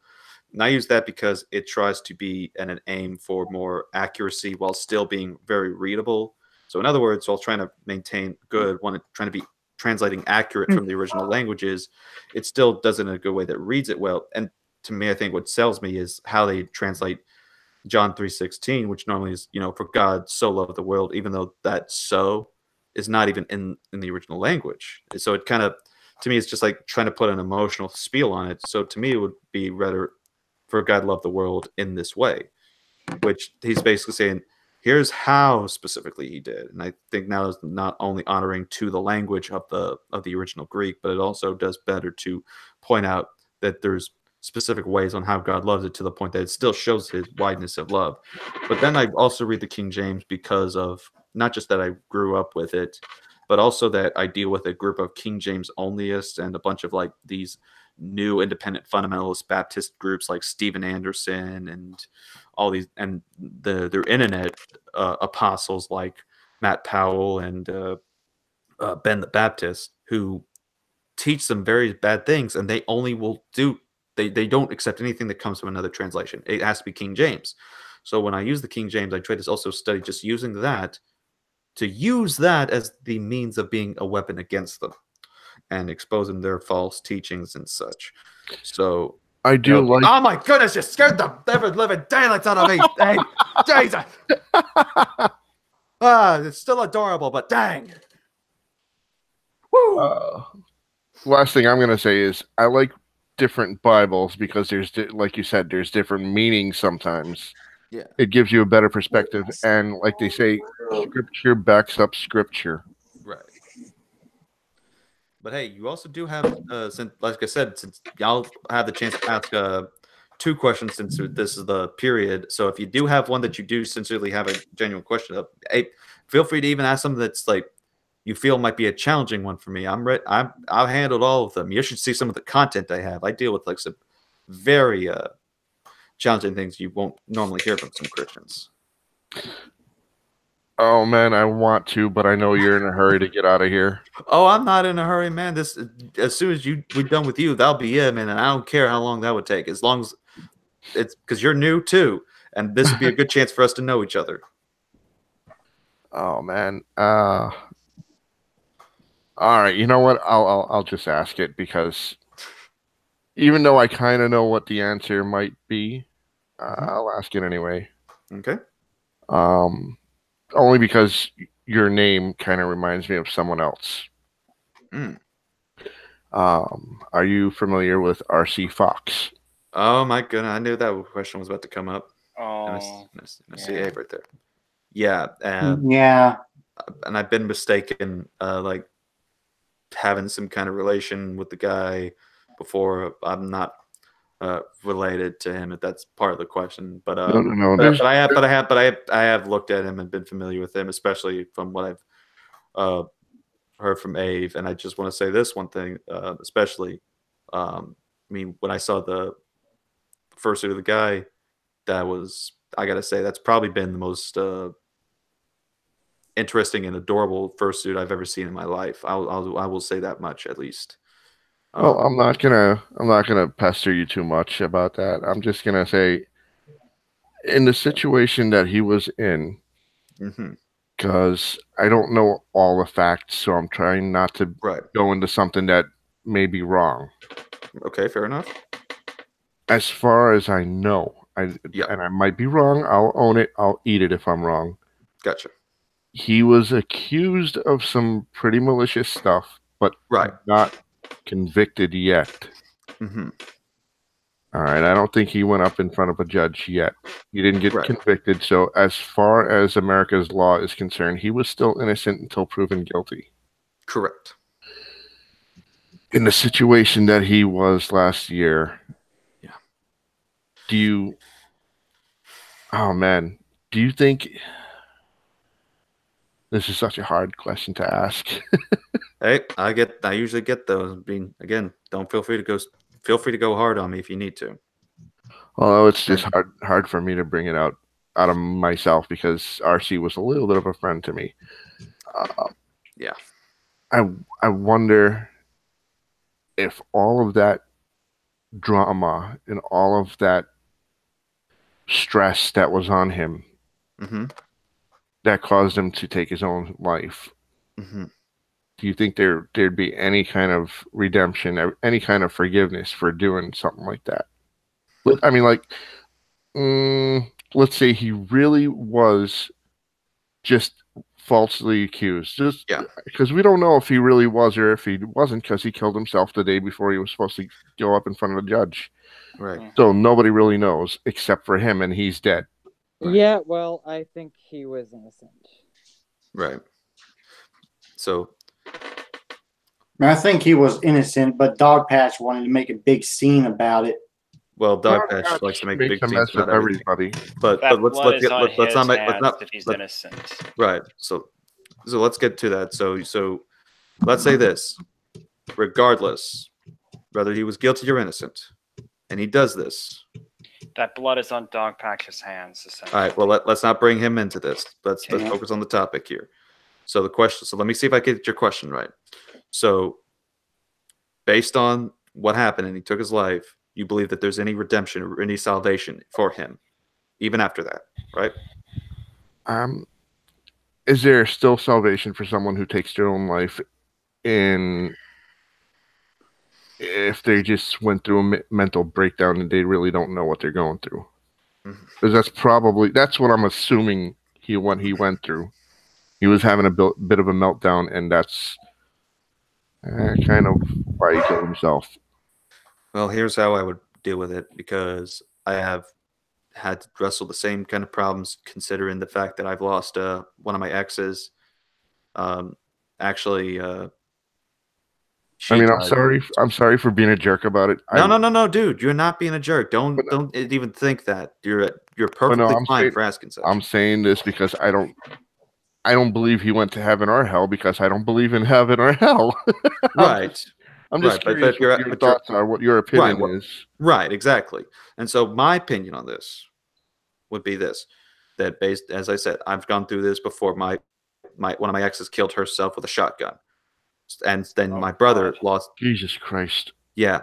So I've gone through it where it's been an emotional thing for me, and I've had to look into these problems because I've asked the same thing. Because I remember that day that happened, one of my friends that was friends with her, as soon as they told their mom that, mom was like, "Oh well, no need to grieve, just going to hell." And that kind of, no, that's okay. That kind of bothered me when I heard that was a response from somebody. So I decided to look into it.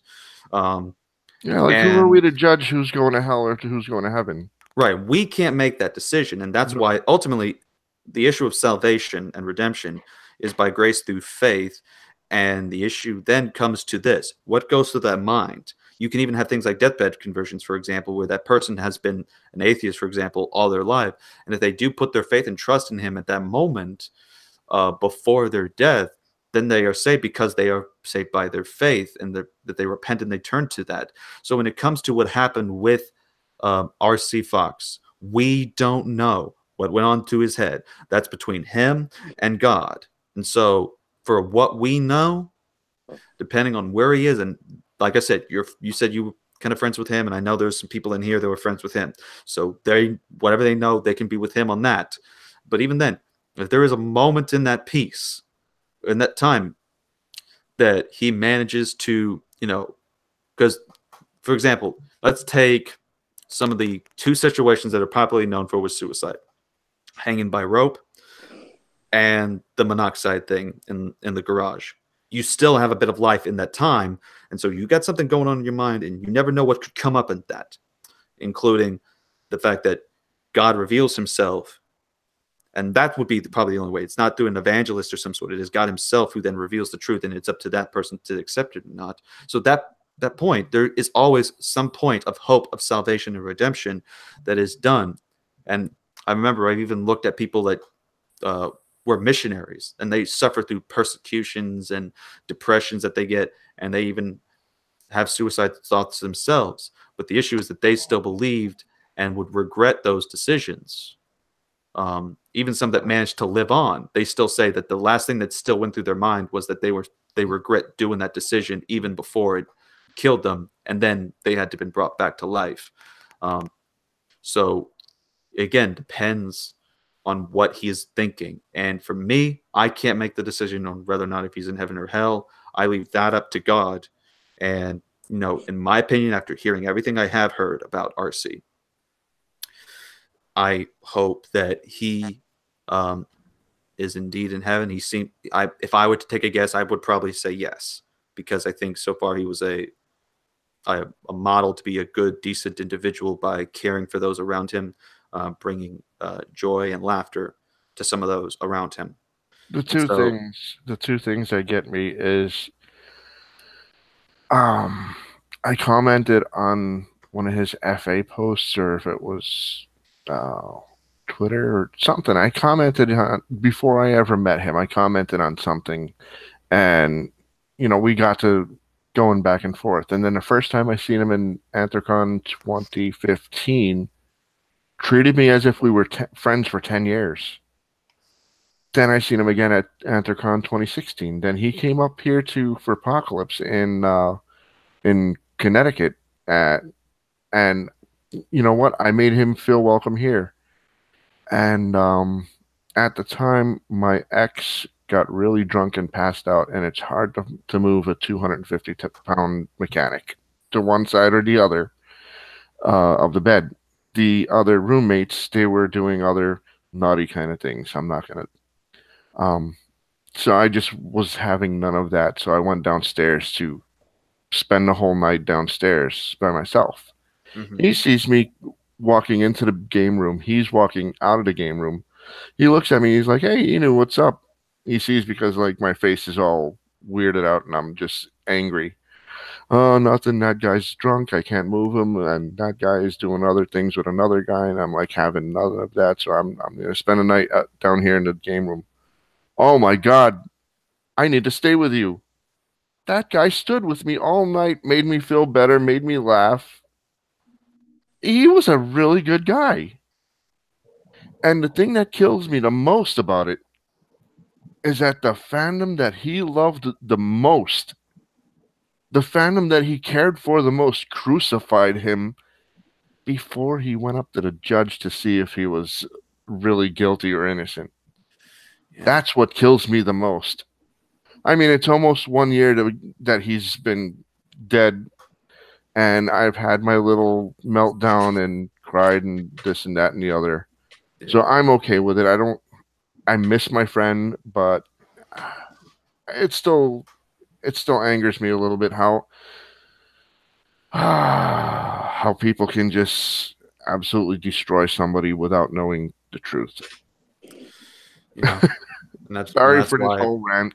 No, man. We allow that kind of stuff here because to me, I mean, sure, we have silliness and fun here, but to me, I think there's also time for seriousness, and the topics like these, I think, need to be discussed, so that because no one might else want to talk about that kind of stuff, and you never know that could help out in more ways than we can imagine. So I'm glad you asked this question, because as much as I've heard stories about him, whether they be of the bad or the good, they're always something that make me wonder and make me wish that I had a chance to meet him. That's the one thing that I wish that could happen, is that I would have a chance to go see the guy. I will say, the night he killed himself, I was talking to him, and he told me that he believes in reincarnation, and that maybe he could come back in the future. I, of course, don't agree with reincarnation, but I mean, as far as what he says, I mean, again, it made me feel better. Right. I don't know. That I do believe in one thing, though. In some way, I do kind of affirm a reincarnation, and if he is a believer and if he is in heaven, the Bible does say that when the new heaven and the new earth begin, we are gonna be given new bodies. So yeah, in some state, if we want to consider it like that, yeah, he'll be getting a new body, be coming in a new form. Can I have my new body now? Because this one is really old and decrepit. I'm 24. I'm already complaining about a leg, so you're gonna have to wait in line like me, buddy. And for me, I'm freaking 22 years old, almost 23, and I already have freaking. I feel like I might be developing acid reflux or something. Yeah, hey, I'm gonna go. All right. Oh. Hey, Ave.